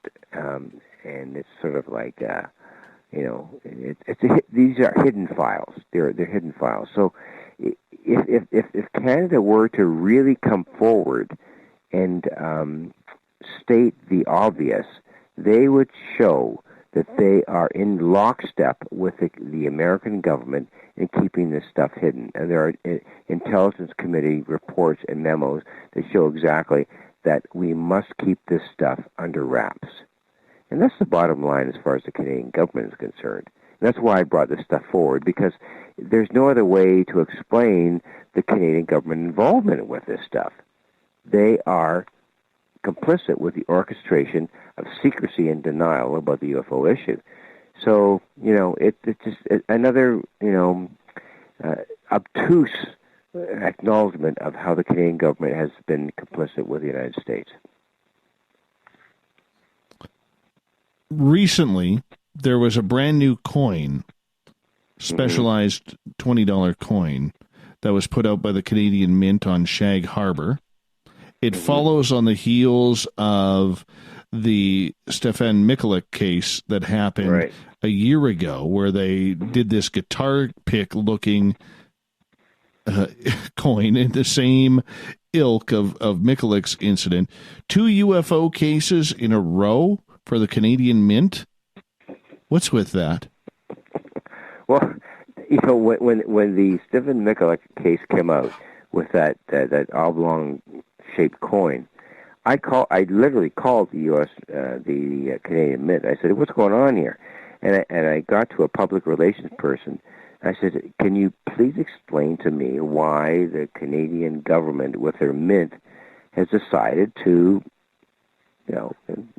put a coin out that looks like an oblong guitar pick or whatever it happens to be?" And his response, "Oh, we just thought it was interesting." And that was his response. I'm not kidding you, David. We just thought it was interesting. I said, well, there has to be more to it than that. Who funded it? And it goes right back to the Prime Minister's office. The Prime Minister's public relations officers okayed the minting of this coin. So you have to kind of wonder, are they trying to placate us? Are they trying to just sort of do this as a public relations exercise? I don't know. I look at it as relatively innocuous. It might turn out to be something significant later on, but right now I don't think anybody really takes it seriously. And what we can do to use this, minting of this coin to acknowledge UFO disclosure or whatever, we're barking up the wrong tree here. They just won't give us the goods on what's really happening. They're just tossing us a bone here. They're just saying, well, here, look at this. It's interesting. Here's a coin. It was worth, I believe it was worth $125 when it was first minted. Now it's worth $500, I saw some of the original coins going on eBay for around $2,000. There you go. That's the way it increased in value. Yeah, that's for sure. I just think it's a ploy. It's not, to me, it's really insignificant in the whole totality of what we're trying to figure out. It may eventually represent a significant move towards acknowledgement by the Canadian government. Right now, I don't think it's significant. I really don't. It's just something that people will sort of look at as you might as well try to buy a Stanley Cup ring in the same way. I don't think it's significant, but eventually it just might be important, as much of this information will eventually be too. So, do you think that this is somebody making this decision in Ottawa to allow this to happen because they want the information to get out? Whoa, that's an implicit question, isn't it? I would liken it similar to the Stars Academy initiative. There may be factions, and I understand the word may. There may be factions within the Canadian government or whoever is putting this information forward. There may be an implicit acknowledgement that we have to kind of, it's like the reduction of space in a balloon. You know, you let the air out a little bit at a time to let people digest it. I think that may be a ploy, and we have no way of knowing for sure, but that may be a way of just letting this information out little by little to desensitize people to the fact that this UFO issue is real, okay? And then when you corroborate what the government is doing with the release of their information, with the 9,500 files that I discovered back with the Art Library in Argos, Canada, when you combine those two things, it may eventually corroborate one another or all of this compendium of information. So there might be somebody behind all this saying, let's just give them something to kind of chew on, throw them a few bones, and eventually this information come out as to be, true and relevant. Because the files are quite clear, David. The files are very, very clear. The Joint Intelligence Committee, with respect to the United States involvement and the Canadian cooperation, it's quite clear that the Canadian government was complicit with the United States in keeping this stuff hidden. So all these other admissions with the coins and all of that just might be part of that. And I wouldn't doubt for 1 second that there is some sort of understanding that you need to let this information out bit by bit. And they're doing it with coins and all these other kind of innocuous sort of implications. What would be the reasoning to go through the mint with these coins, in your opinion? Public relations. Public relations. I don't see any other real tacit or obvious movements by the Canadian government to do this. Just public relations. It's sort of like a soft acknowledgement that this stuff is kind of actually, that's a very good point, because when I spoke to the person at the Public Relations Department of the Canadian Mint, he said this was a cultural entity. The Stephen Michalak case was a very interesting case, but it's a cultural point of interest for the Canadian public. That's all he said. So I said, what do you mean cultural? Well, this man said that he saw this thing and it was real, and we just thought we'd publicate, a coin with respect to what his experiences were. And it was just he labeled it as a cultural event. I mean, how dumb is that? How obfuscative is that? That's just they don't really know what's going on here. So they've been told by some entity, publish a coin, we'll give you some funds, and make it look interesting, and then people will just sort of buy the coins and then lose interest in the stuff. So it's just, I think it's just a ploy. I really do. I just to deploy to kind of just quiet things down, to make it interesting, look like interesting information, but that's about it. There's no real kind of levity to this whole thing. Yeah, and that's kind of the whole purpose, because there are people who believe that up in the Alberta-Saskatchewan area where the Cold Lake air testing range is, that there are some sort of hidden facilities in there where, things could be hidden, much like Area 51 in Nevada. Sure, yep. Canada being so vast, it would be a surprise if anybody saw anything flying up there in that vast expanse. That's how limited the population is. But with the fact that these stories are happening, who holds the keys to these files in Ottawa? Is it the Ministry of Defense? Is it CSIS, the Canadian Spy Agency? Is there a shadow group who is doing this, Victor? Well, if you go to the Library in Argos, Canada website, it's Transport Canada, the RCMP, and the National Research Foundation. Those are the three entities that have these files. Now, I guess the other question is, are they the only ones that have all the goods? If you segment everything, my assessment has been, and it continues to be, that the RCMP has the definitive compendium of these files, because Cheyenne Mountain in Colorado jointly interacts with NORAD Canada, and NORAD Canada interacts with the RCMP, and the RCMP is the group that coalesces any reports and reports them to Cheyenne Mountain, as you might know. So I think that the whole entity of how the Canadian UFO reports get kind of coalesced is through the RCMP and Transport Canada, and they historically, those two groups have been the ones that coalesce all of the reports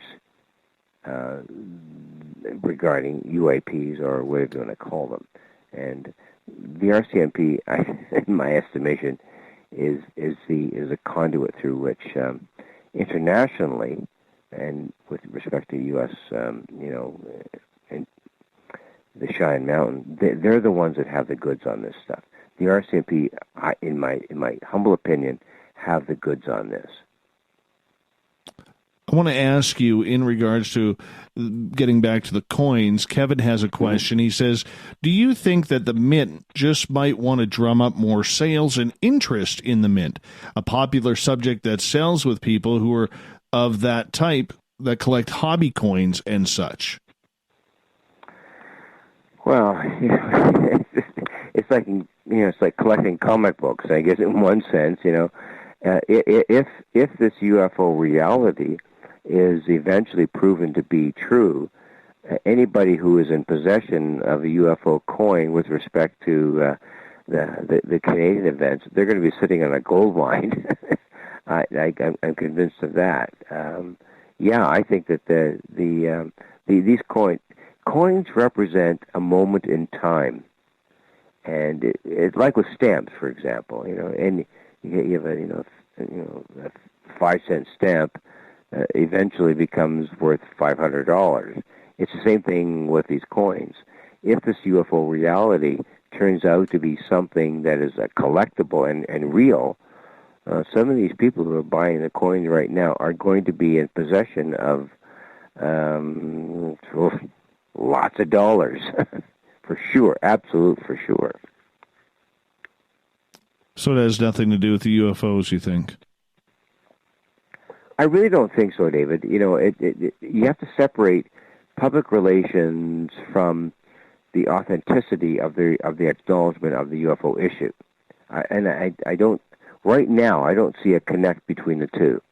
One is public relations and just minting of a coin of an interesting cultural feature of the UFO phenomenon, be it whatever it is, and then there's the other reality to what the government knows and all that. Right now, I don't see any connect between the two. And most people who buy the coins don't see that connection. They just think it's kind of cool to buy a coin that represents, a UFO incident. Yeah, fine. It's like a stamp of whoever.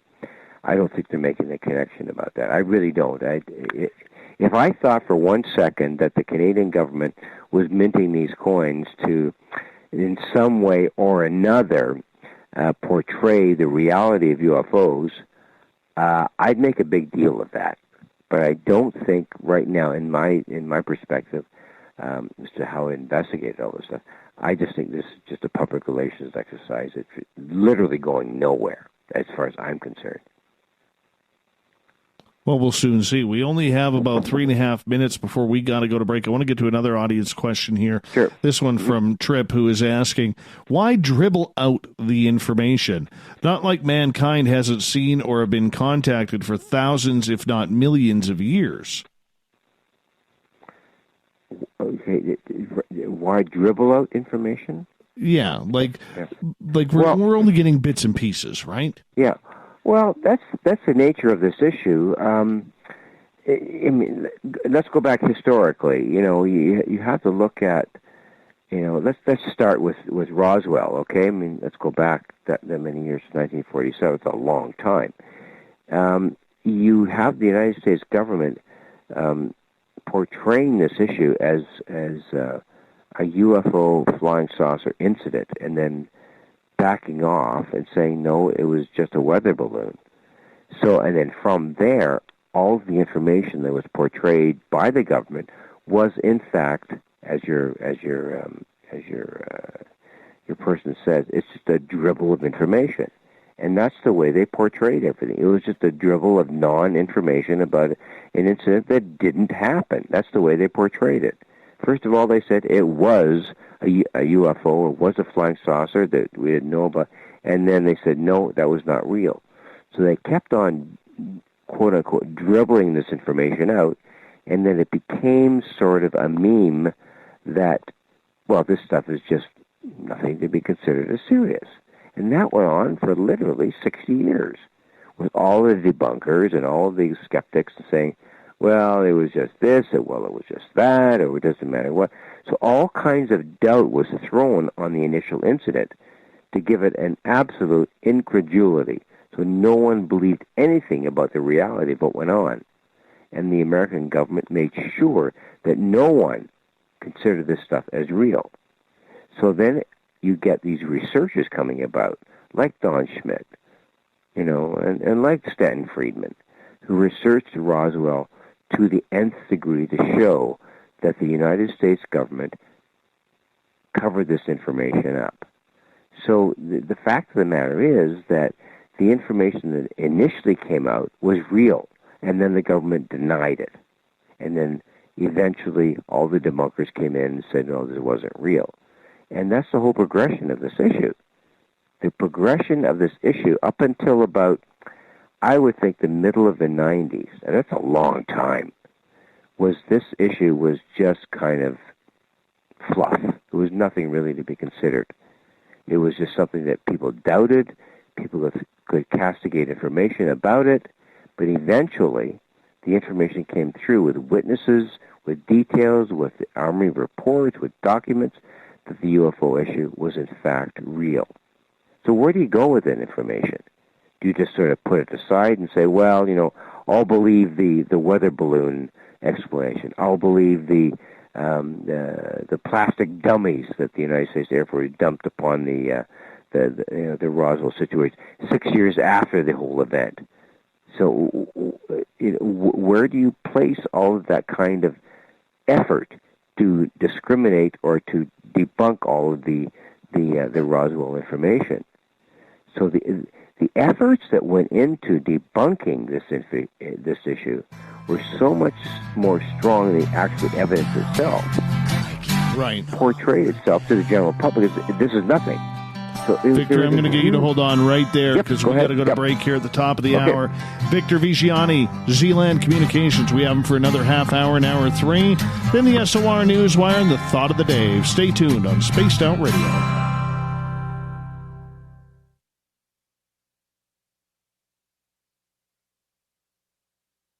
Hello, this is your guitar man, Ron Bumblefoot Thal, and I have to tell you, I love the response I get for Little Brother is Watching from Spaced Out Radio fans. It's amazing how music can inspire and make people think deeper about what's going on in the supernatural world.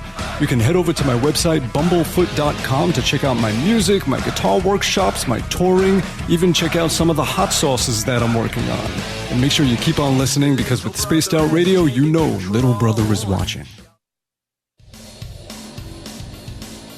We all know on Spaced Out Radio we love a good beard and mustache, so why not take care of your facial hair with Mighty Moose Beard Oil? Made in Canada, we're taking care of beards and stashes around the world. We use 100% natural ingredients with our oils and balms to make your whiskers feel silky smooth. Use promo code SOR2019 at MightyMooseBeard.com today.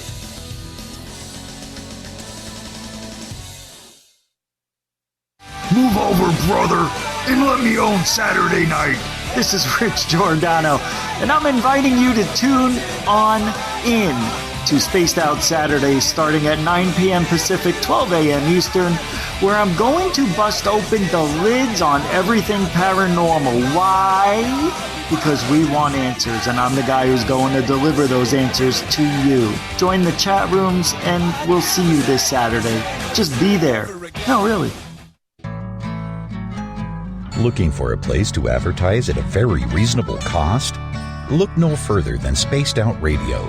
SpacedOutRadio.com has an advertising tab that you can click to check out our daily, weekly and monthly packages to play on the radio, or our website including social media. From commercial spots to banners, we have it all. Check out our competitive pricing today. Coming soon to our website, spacedoutradio.com, is the SOR Space Travelers Club. For just $5 a month, you can get into a private area on our site where you can hang with other listeners in our chat room, post in our forum, and check out a bunch of exclusive content and store that won't be found anywhere else, including a nightly after-show party with Dave. It's going to be the best $5 a month you're going to spend. The SOR Space Travelers, only at spacedoutradio.com. A little bit of science, a little bit of skepticism. Add a dash of snark and you have the makings of Spaced Out Sundays with me, Everett Thiemer. Together we will look into the reality of the paranormal with an open eye and rational thought. Oh, did I mention there'll be plenty of woo as well? Your time spent with Spaced Out Sundays will make the night even better. The chat rooms are open, 9:06 p.m. Pacific, 12:06 a.m. Eastern, right here at spacedoutradio.com. At spacedoutradio.com, we have a little bit of everything for you to stay up late. So while you're there, check out our SOR Newswire, where our team brings you stories of the weird and strange to the WTF from around the globe. News on Bigfoot, UFOs, paranormal, Darwinian-type crime tales. It's the stories that the mainstream media usually won't touch. Well, we got them all on the SOR Newswire, only at spacedoutradio.com. Every night on Spaced Out Radio, we have places for you to hang out. Hi, this is Carl. Join our SOR Space Travelers group on Facebook for live chat. On Twitter, using hashtag Spaced Out Radio. You can also join us in our Spreaker chat room. Check us out on Instagram at Dave Scott SOR. All of our archives are free on YouTube at Spaced Out Radio. By the way, I'll be watching you at your window until you do. Bye! For the price of 1 cup of coffee a month, you can become an SOR Space Traveler. The Space Travelers Club is a place where you can interact with other listeners, either live during the show or on our great forum. We want your stories, pictures, comments, and ideas. You'll get live video streams, exclusive content, and be a part of our newsletter. Stay in touch with everything SOR. The Space Travelers Club is just $5 a month at spacedoutradio.com.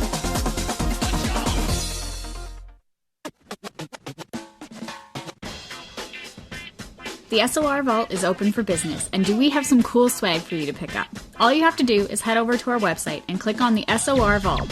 You have a variety of cool logos to choose from, and put them on anything you want. T-shirts, hoodies, hats, coffee mugs, you name it, we can get it to you. So do your shopping by supporting the story you love. Get your Spaced Out Radio swag at the SOR Vault today.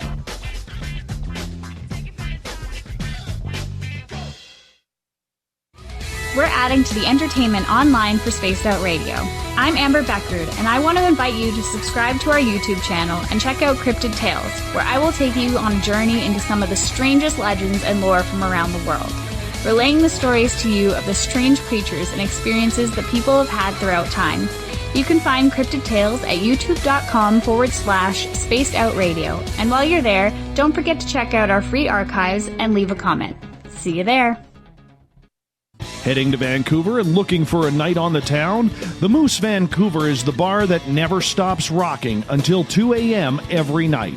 The Moose has great food with everything on the menu from $6.95 to $8.95. Fantastic, vibrant staff and rock and roll that will bring you back to when the music was real, the hair was long, and the guitars were rockin'. Get your party on at the Moose Vancouver, the official party bar of Spaced Out Radio. Hey, Space Travelers, this is John Resig, founder of the CHIVE and CHIVE Charities. If you know anything about our website, you know we like to do things a little differently. We're not some faceless organization collecting money for a nebulous cause. Our donor dollars go directly toward life-improving items. Then we give those items directly to an underdog who needs it most. To become a donor with Spaced Out Radio's official charity, CHIVE Charities, just go to chivecharities.org/donate.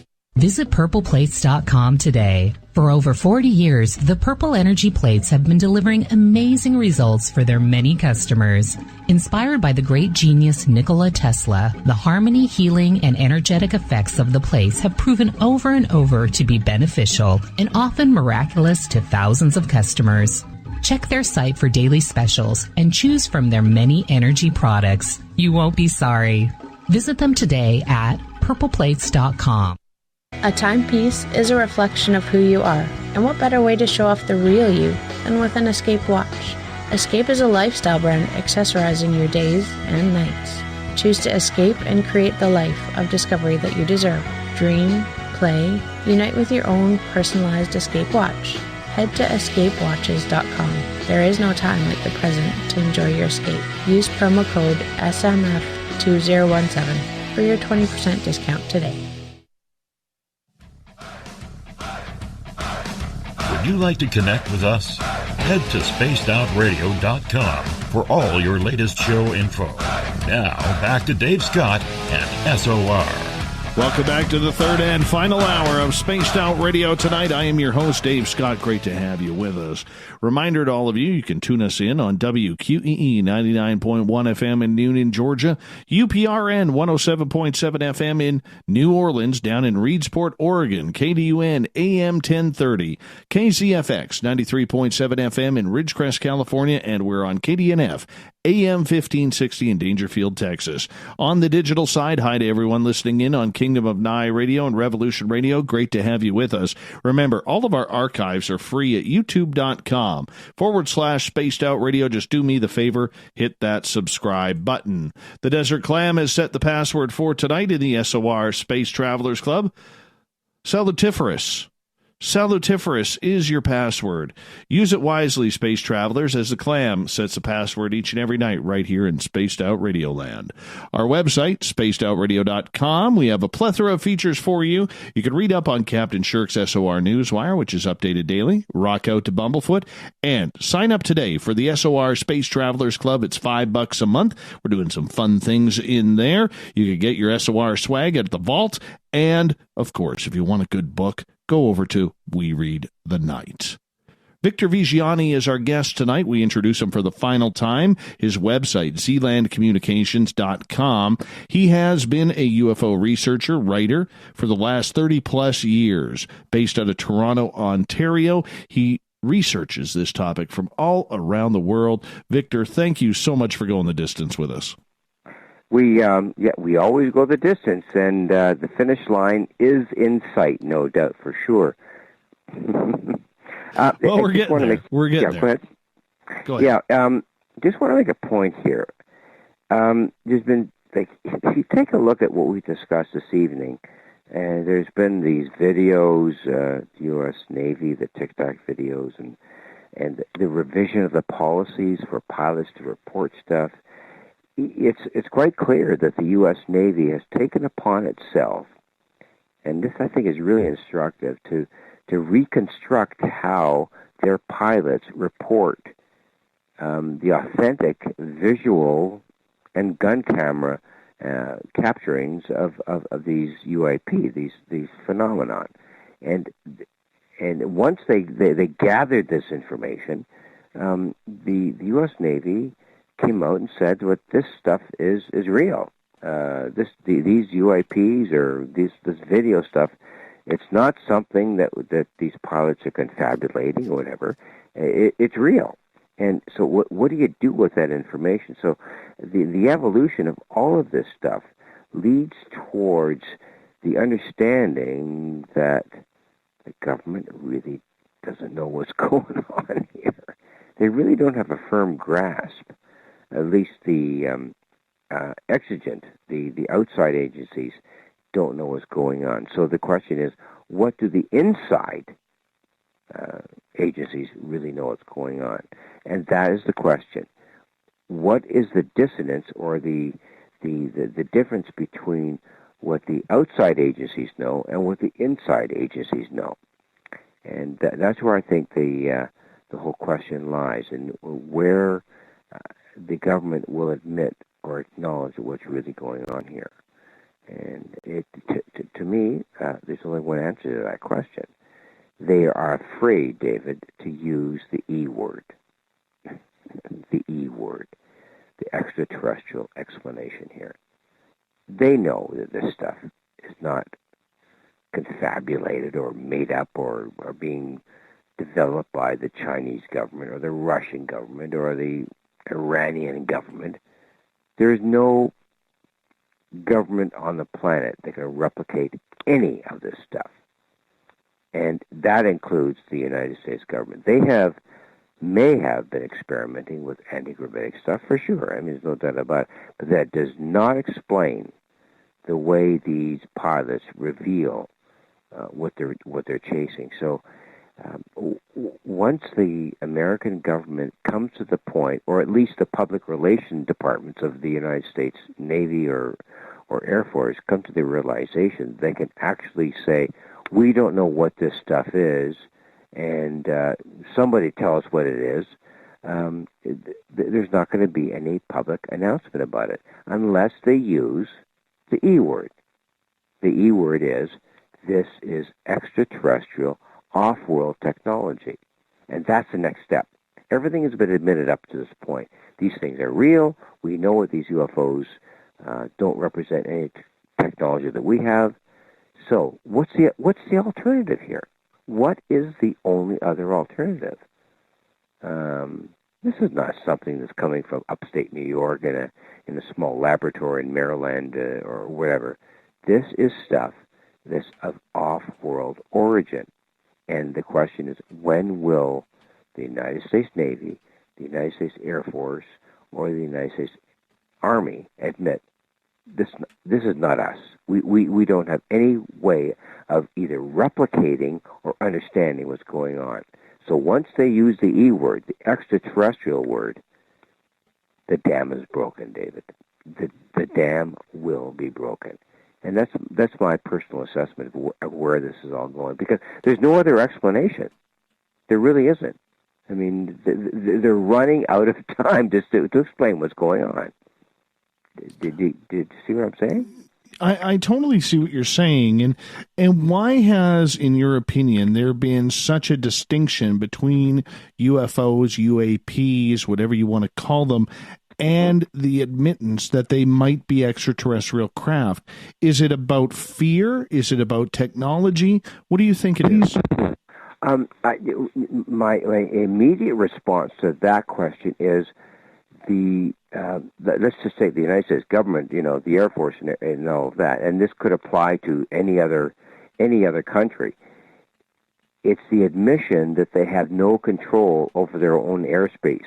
With these craft of unknown origin coming in and out of their own airspace with impunity, the F-18s, or the most sophisticated jets that we have, cannot track these things or catch up to them or whatever. They have no control over their own skies, and for the United States government to admit that these craft of unknown origin are coming into their airspace and these craft cannot be controlled by any of the most sophisticated jets that we have, either intercepted or shot down or whatever.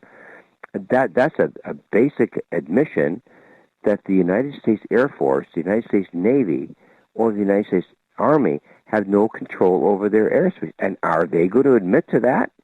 Obviously not. That's something that they will not admit to, unless they're forced to the point of saying or admitting to the E word.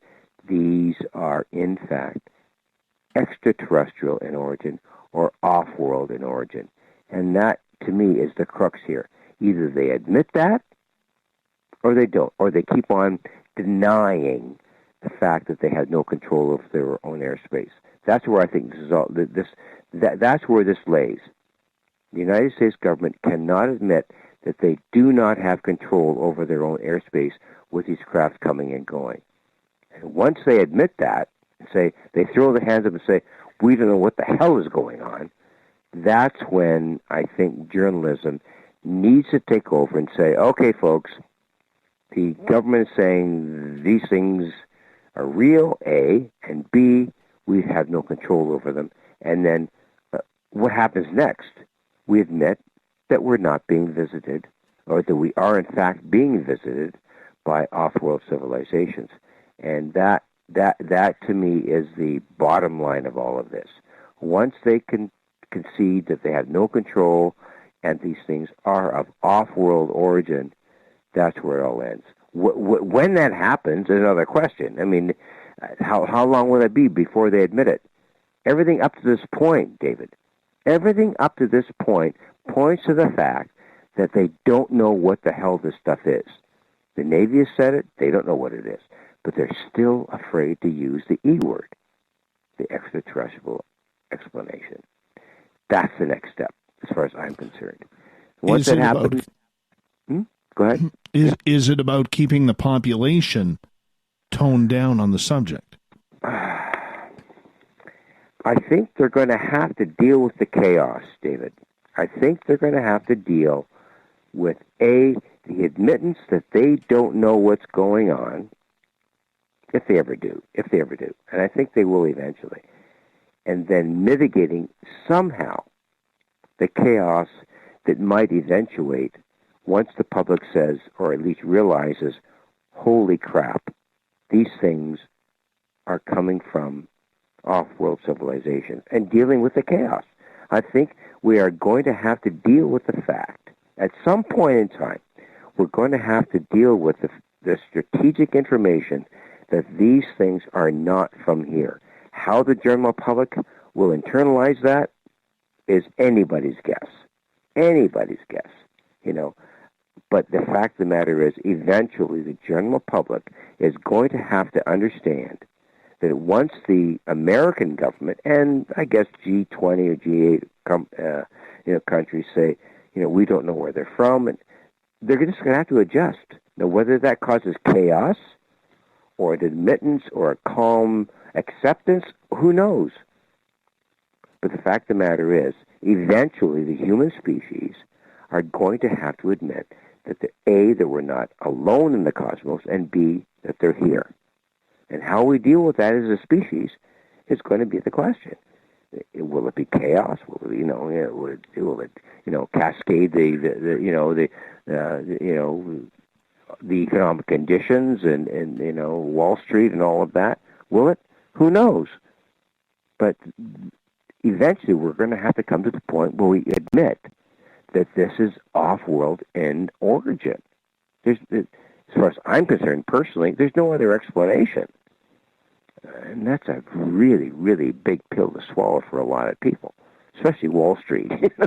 The economic conditions about the transference of these anti-gravitic technologies into the transmission or transition from that from fossil fuels will devastate the fossil fuel industry. That is a key component of what's going on here. And if these technologies can displace fossil fuels, I mean, can you imagine the effect of that?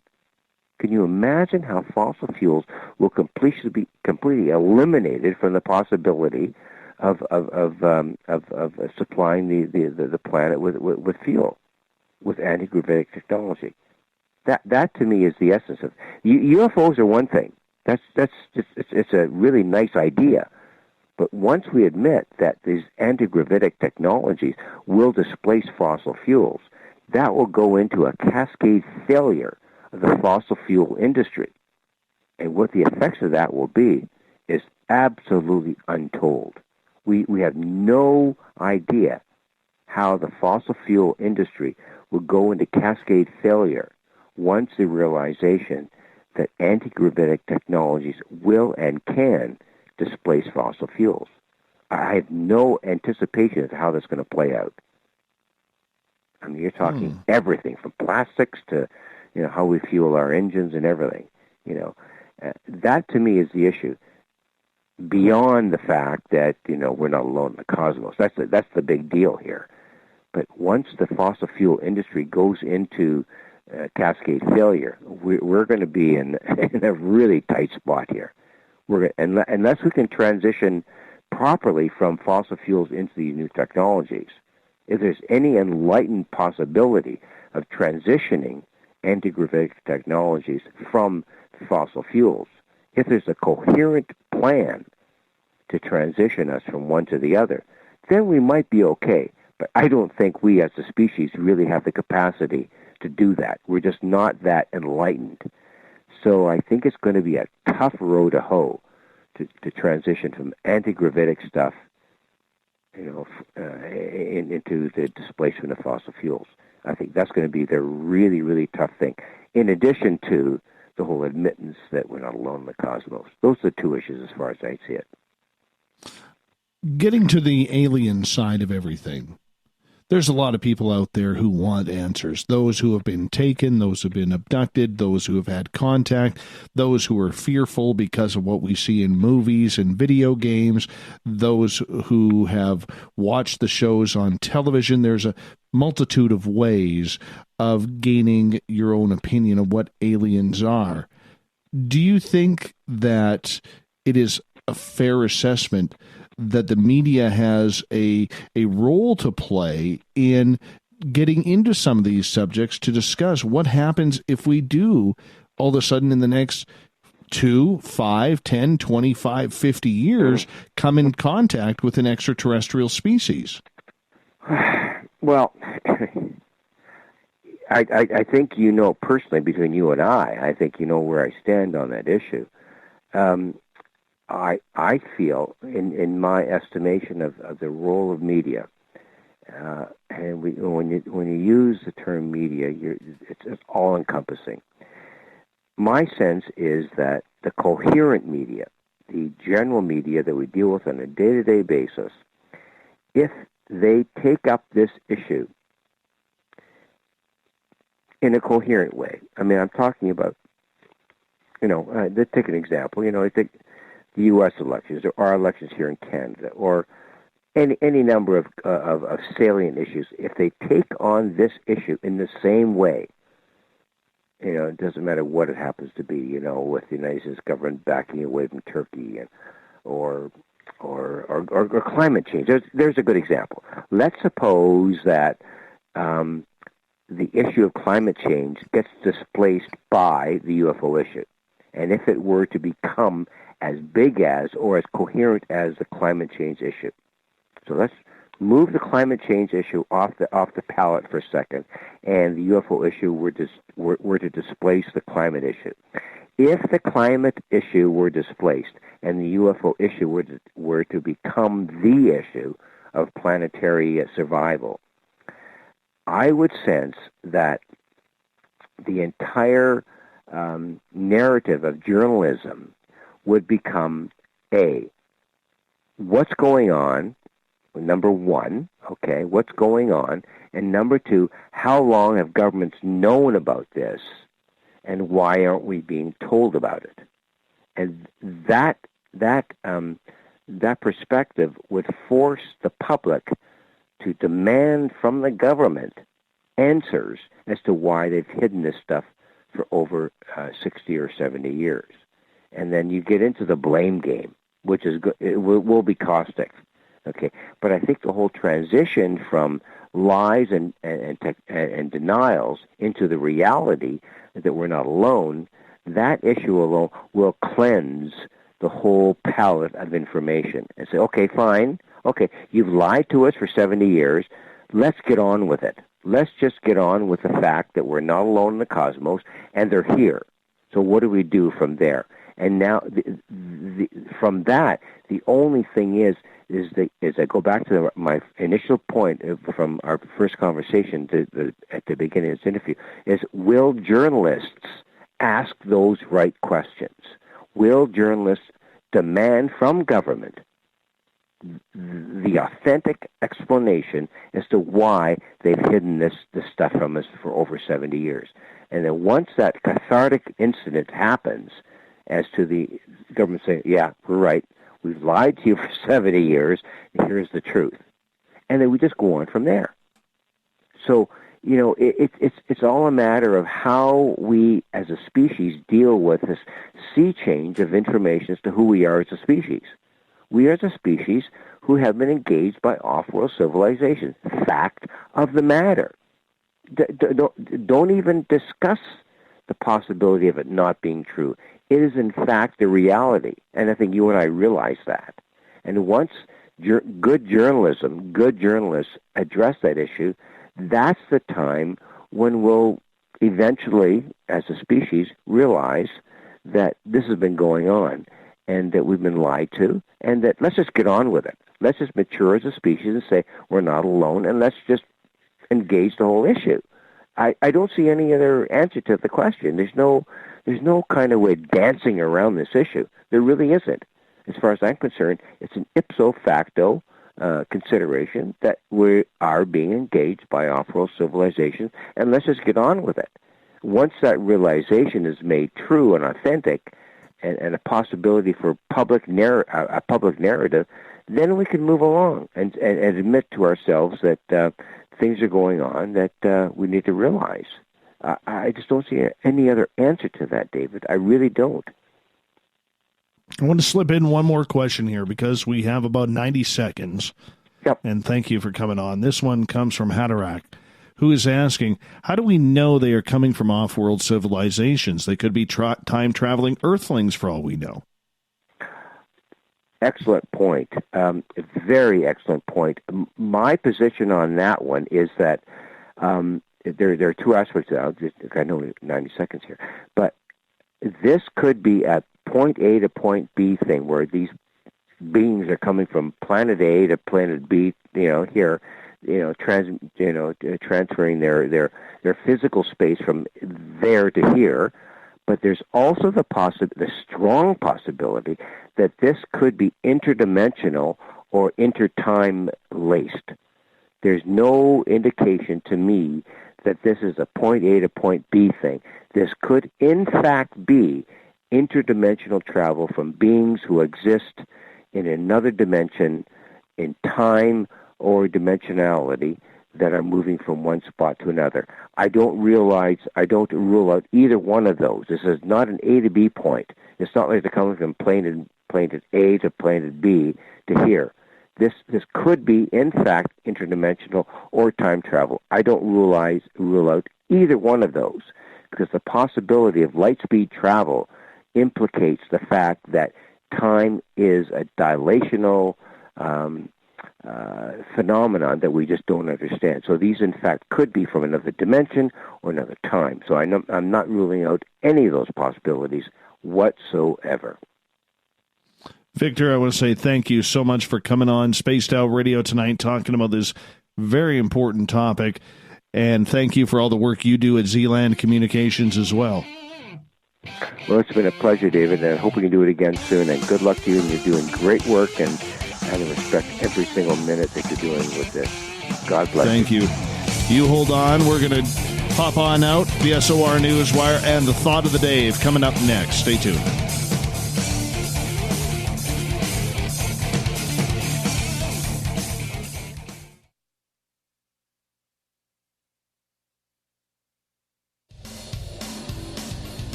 We all know on Spaced Out Radio we love a good beard and mustache, so why not take care of your facial hair with Mighty Moose Beard Oil?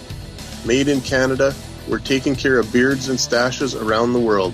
We use 100% natural ingredients with our oils and balms to make your whiskers feel silky smooth. Use promo code SOR2019 at MightyMooseBeard.com today.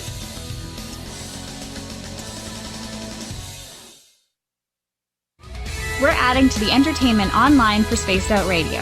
I'm Amber Beckrud, and I want to invite you to subscribe to our YouTube channel and check out Cryptid Tales, where I will take you on a journey into some of the strangest legends and lore from around the world, relaying the stories to you of the strange creatures and experiences that people have had throughout time. You can find Cryptid Tales at youtube.com/Spaced Out Radio. And while you're there, don't forget to check out our free archives and leave a comment. See you there. Hey, Spaced Out Radio fans! It's John Resig, founder of the CHIVE and CHIVE Charities. Our goal is to make the life of veterans, first responders, and those with rare medical conditions 10% happier. We do this by donating one grant item, ranging from vans to therapy programs to prosthetic limbs, to those who need it most. To contribute to Spaced Out Radio's official charity, head over to CHIVEcharities.org and become a donor today. Move over, brother, and let me own Saturday night. This is Rich Giordano, and I'm inviting you to tune on in to Spaced Out Saturdays starting at 9 p.m. Pacific, 12 a.m. Eastern, where I'm going to bust open the lids on everything paranormal. Why? Because we want answers, and I'm the guy who's going to deliver those answers to you. Join the chat rooms, and we'll see you this Saturday. Just be there. No, really. Heading to Vancouver and looking for a night on the town? The Moose Vancouver is the bar that never stops rocking until 2 a.m. every night. The Moose has great food with everything on the menu from $6.95 to $8.95. Fantastic, vibrant staff and rock and roll that will bring you back to when the music was real, the hair was long, and the guitars were rocking. Get your party on at the Moose Vancouver, the official party bar of Spaced Out Radio. You wanted new SOR gear, and now you can have it. The SOR Vault is fully stocked with t-shirts, hats, hoodies, mugs, and everything in between with great logos for you to choose from. So head on over to spacedoutradio.com, click on the SOR Vault, and go shopping. Pricing is quite affordable, and you can look good representing your favorite show. So go to our website and pick up your new SOR wear at the SOR Vault today.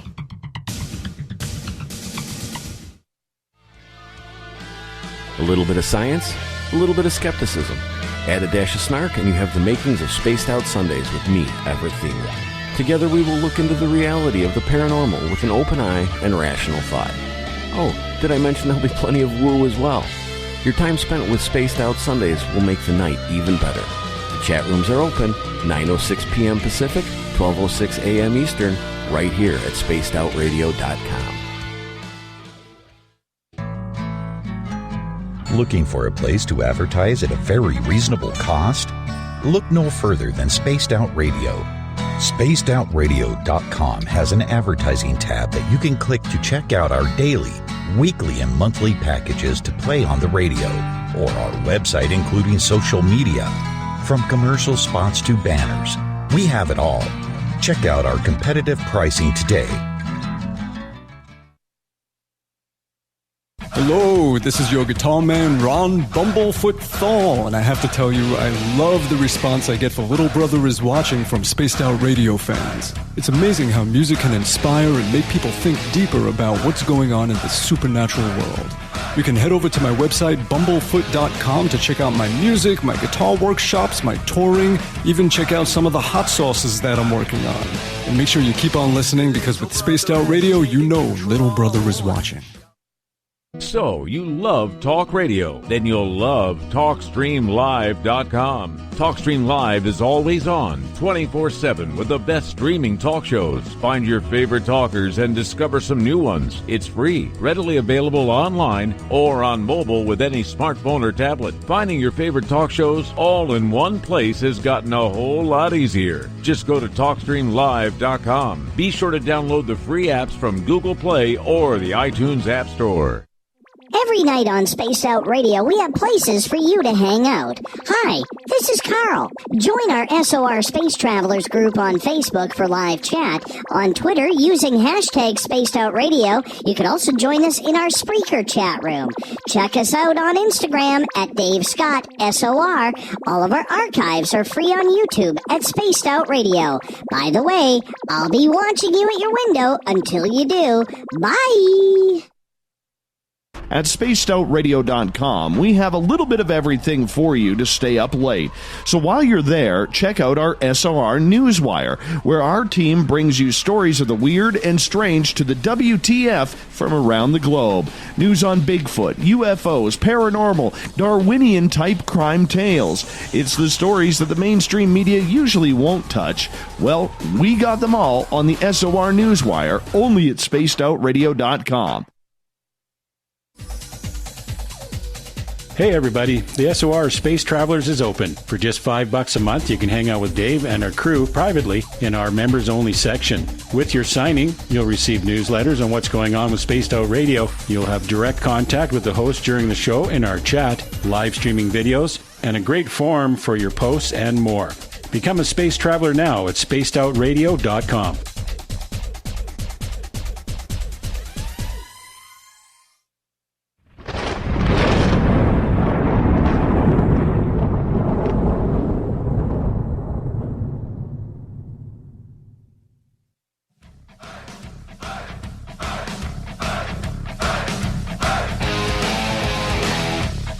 We've rounded third. We're heading for home tonight on Spaced Out Radio. I am your host, Dave Scott, sitting in the captain's chair of SOR headquarters. Thank you so much for joining us. Reminder, if you've missed most of this show or others, you can always check out our free archives at youtube.com/Spaced Out Radio. Do me the favor, hit that subscribe button. Our website, spacedoutradio.com, has a plethora of features for you. Rock out to Bumblefoot. You can sign up for the SOR Space Travelers Club. It's $5 a month. Do a little shopping at the SOR Vault. And, of course, if you're looking for a new book to read, check out We Read the Night. Then there's Captain Shirk's SOR Newswire. Speaking of the news, shall we? Let's.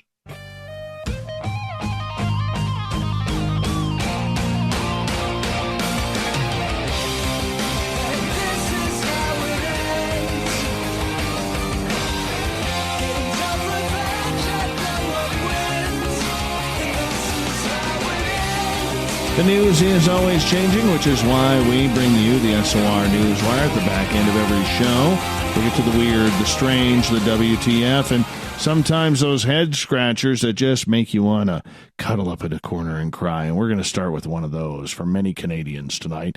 After a tight campaign that saw the two leading parties struggle to break out of the pack, the Liberals under Justin Trudeau, yes, Mr. People Kind, have held on to just enough seats in Atlantic Canada, Quebec, and Ontario to secure a minority government. Both Conservative leader Andrew Scheer and NDP leader Jagmeet Singh have spoken with Prime Minister Trudeau to acknowledge the election results.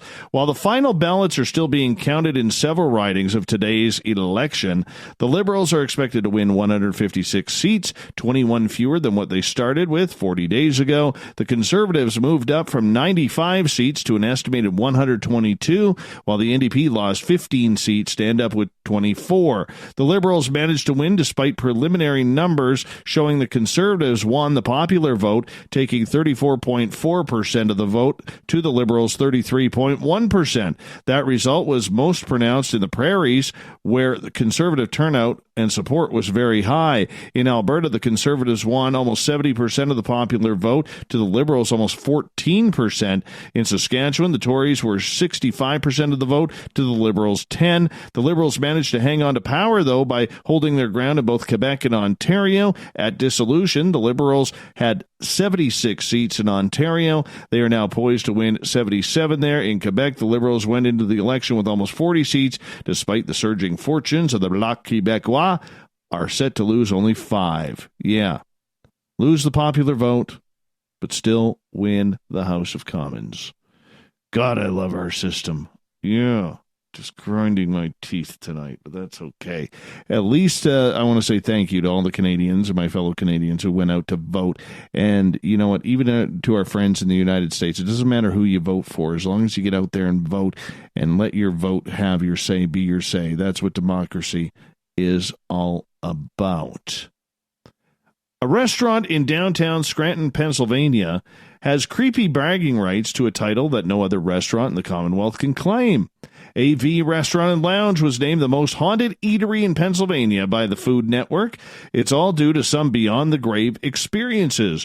Workers tell stories about feeling watched or being touched or hearing noises when no one's around. To add to the spooky folklore, the spot on Penn Avenue was used as a temporary morgue during the 1918 influenza epidemic. Wonderful. That just seems so wonderful, to eat in a place where influenza was killing people and storing their bodies. Some people are very scared of the basement, very scared of the upstairs, just like won't go up there in the dark or anything. There have been rumors of people being touched on the shoulder going down to the basement, says Megan Good, a server at the restaurant. Workers at AV hope the new title will scare up some extra business. Well, I hope the food isn't scary. I would definitely Definitely check that place out. Don't mess with Bridget the Midget. Yeah, the porn star is facing more than 15 years in prison after she was arrested in Las Vegas for allegedly stabbing her boyfriend in the leg with a butter knife when she caught him sleeping with another woman. Bridget Powers, who has dwarfism and whose real name is Cheryl Murphy, was taken into custody in Nevada last month after a neighbor reported hearing screams in the incident where she was filmed smashing a window with a barbecue grill. Murphy was charged with burglary while in possession of a deadly weapon, and now she faces 2 to 15 years for that charge alone after prosecutors claim that when she entered the home, she had the intention of committing a crime. The woman, who goes by the name Bridget the Midget, also faces 5 years for battery with the use of a deadly weapon constituting domestic violence and 6 years for assault with a deadly weapon. Poor girl. I tell you, there's a little bit of jealousy in this one, don't you think? A little bit of jealousy. Yeah, the adult film star is said to be heard yelling from outside the building after another woman reportedly picked her up and threw her out. I have nothing more to lose, Jesse. You took it all from me. The latest video showing from September 18th appears to show the other woman emerge from the door and refer to my boyfriend. There's blood everywhere. Please call the cops, she yells as a group of men respond. You are the cops. Thank God, she says before letting them inside. Murphy, who is 3 feet 9 inches, is then seen walking through the parking lot with law enforcement in handcuffs. Bad day for Bridge the Midge. Bad day. And a butter knife indeed. I mean, you know how much force you have to use to cut anything with a butter knife outside of butter? That had to hurt. Skateboarding icon Tony Hawk says the Olympics needs the sport's cool factor more than the sports needs the Summer Games validation. But the Olympics will be the pinnacle of the sport for other athletes debuting their specialties in Tokyo 2020. I was surprised, Lizzie Amardo, one of the top women's skateboarders in the world, said about the move to add the sport to the Olympics. There was talk about it being included, and then, once it was official, everyone to see and wonder, now what? From the people in charge to the skaters to the brands, everyone seems like they're still trying to figure it out, said Armanto from California. The 2020 Summer Games will begin July 24th in Tokyo with skateboarding focused on park and street events, that is, not streaking. Other extreme sports like sport climbing, surfing, and karate also debut in Japan. Yeah, but let's get rid of women's fastball and baseball, even though they were pretty popular. Yeah. Oh, I don't get it. I don't get the Olympics sometimes. I really don't. Like, son of a gun. Baseball. Bring it back. I liked watching Olympic baseball. And women's fastball. It was awesome. Especially the women's fastball. Jenny Finch. Oh, my goodness. Oh, my goodness. Team Australia. Oh, my goodness. Oh, my goodness. Here's a gross one. Synthetic meat products might come even closer to the texture of slaughtered meats with the help of what they are essentially modifying cotton candy machines. Scientists at universities and private companies are attempting to recreate the flavor and texture of animal-based meats using similar techniques to those used in biomedical labs, but plant and based meat analogs on the market like the Impossible Burger. They're not burgers, people. There's no Impossible Burger. There's no Beyond Burger. Okay? They're not burgers if there is no meat on there. Well, anyways, it generally comes with mushy patties or sausage links whose textures are rather easy to mimic. Perhaps gelatin-based fibers will allow researchers to create... Captain Shirk had to go through the election. Now you're putting on fake meat products that claim to be burgers. It's a veggie burger, which means no meat. Don't give it funky names. It'll gain attitude. Horn-rimmed glasses and drive a Volvo, probably a beige one.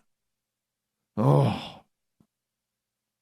Anyways, the team has previously produced tiny synthetic fibers using a similar system to a cotton candy machine. Gross. Though the machine spins much faster, for this study, they wanted to see if it could use gelatin to produce those fibers. And in turn, whether those fibers would be able to serve as scaffolding. Yeah, scaffolding. They're putting metal in there for muscle tissues to produce meat of a more realistic texture. How about just use meat? That's what God gave us meat for. Okay? That's why you got canine teeth in your mouth, to gnaw that beautiful meat, that succulent meat, that gorgeous steak, pork chops, bacon. Use them canines. This story's toast. I'll tell you right now, this story's toast. Now, speaking of food, this is something I want to do. This may be one of the greatest inventions that is not in North America yet. So get this. You order from Domino's Pizza in Japan, all right? They slice it up into 8 slices. You then play Halloween roulette. So what they've done at Japanese Domino's is they have doused one of the slices with hot sauce made from ghost peppers. Oh, I want to do this. By God, I want to do this. The campaign, which runs through November 4th, allows customers to order any pizza of their choice before selecting the free Halloween roulette option, which indicates that the kitchen staff has the go-ahead to spike one slice with a small amount of seriously hot sauce, ghost peppers, or the boot jocola, or Yolokia, pardon me, were once classified as the world's hottest peppers before being usurped by a couple other strains, including the Carolina Reaper. Yeah, gotta love a good Carolina Reaper. My mouth is watering just watching this. Oh, this looks good. Ghost peppers are still quite hot and have even been mixed with grease and smeared on fences as a deterrent for elephants in some African and Asian countries, according to Asian Elephant Specialists Group. And now apparently it's on pizza. Oh, the succulent pizza with hot sauce. The amount of sauce Domino's is slathering on, however, is said to be small. We'll give them a thumbs down for that, according to the media reports. So the unluckiest among any given pizza eating group won't suffer unbearably. That's the point. Make them suffer, Domino's Japan. Make them suffer. That's why they're getting into this. Anyways, Domino's is also putting special stickers on the box containing the Halloween roulette pizzas to prevent any confusion among the folks who order multiple pies. Here's a cute one. This is a good story. So, going to a theme park can be tons of fun, but it can also be overwhelming for some children, especially for children with autism or other sensory issues. The rides, loud noises, flashing lights, crowds, new smells, and the general atmosphere of theme parks can quickly become too much fun. For this reason, Dollywood, the amusement park founded by Dolly Parton in Pigeon Forge, Tennessee, recently added a calming room where guests can retreat for a quiet, relaxing experience. The room is small with comfy chairs, a tent, low-level lighting, and many sensory soothing items like strings of fiber optic lights. This is really actually kind of cool. Really kind of cool. So, while this calming room may not sound like much, it could make a huge difference for kids like autistic children and families who go along with them. Parents who have used this calming room are also singing its praises. According to the notes they've written to Dollywood, they're getting to stay at Dollywood longer, and their kids are having much more fun times. Although this is the first calming room of its kind at any theme park, others, notably Legoland, are beginning to follow Dollywood's example. Yeah, I think this is a good move. Very, very good move. On that note, because we're ending it on a good note tonight, pizza with hot sauce, Dollywood helping children in need. Yeah, let's get to the thought of the day. Hey, Marty, where's my clown on Twitter?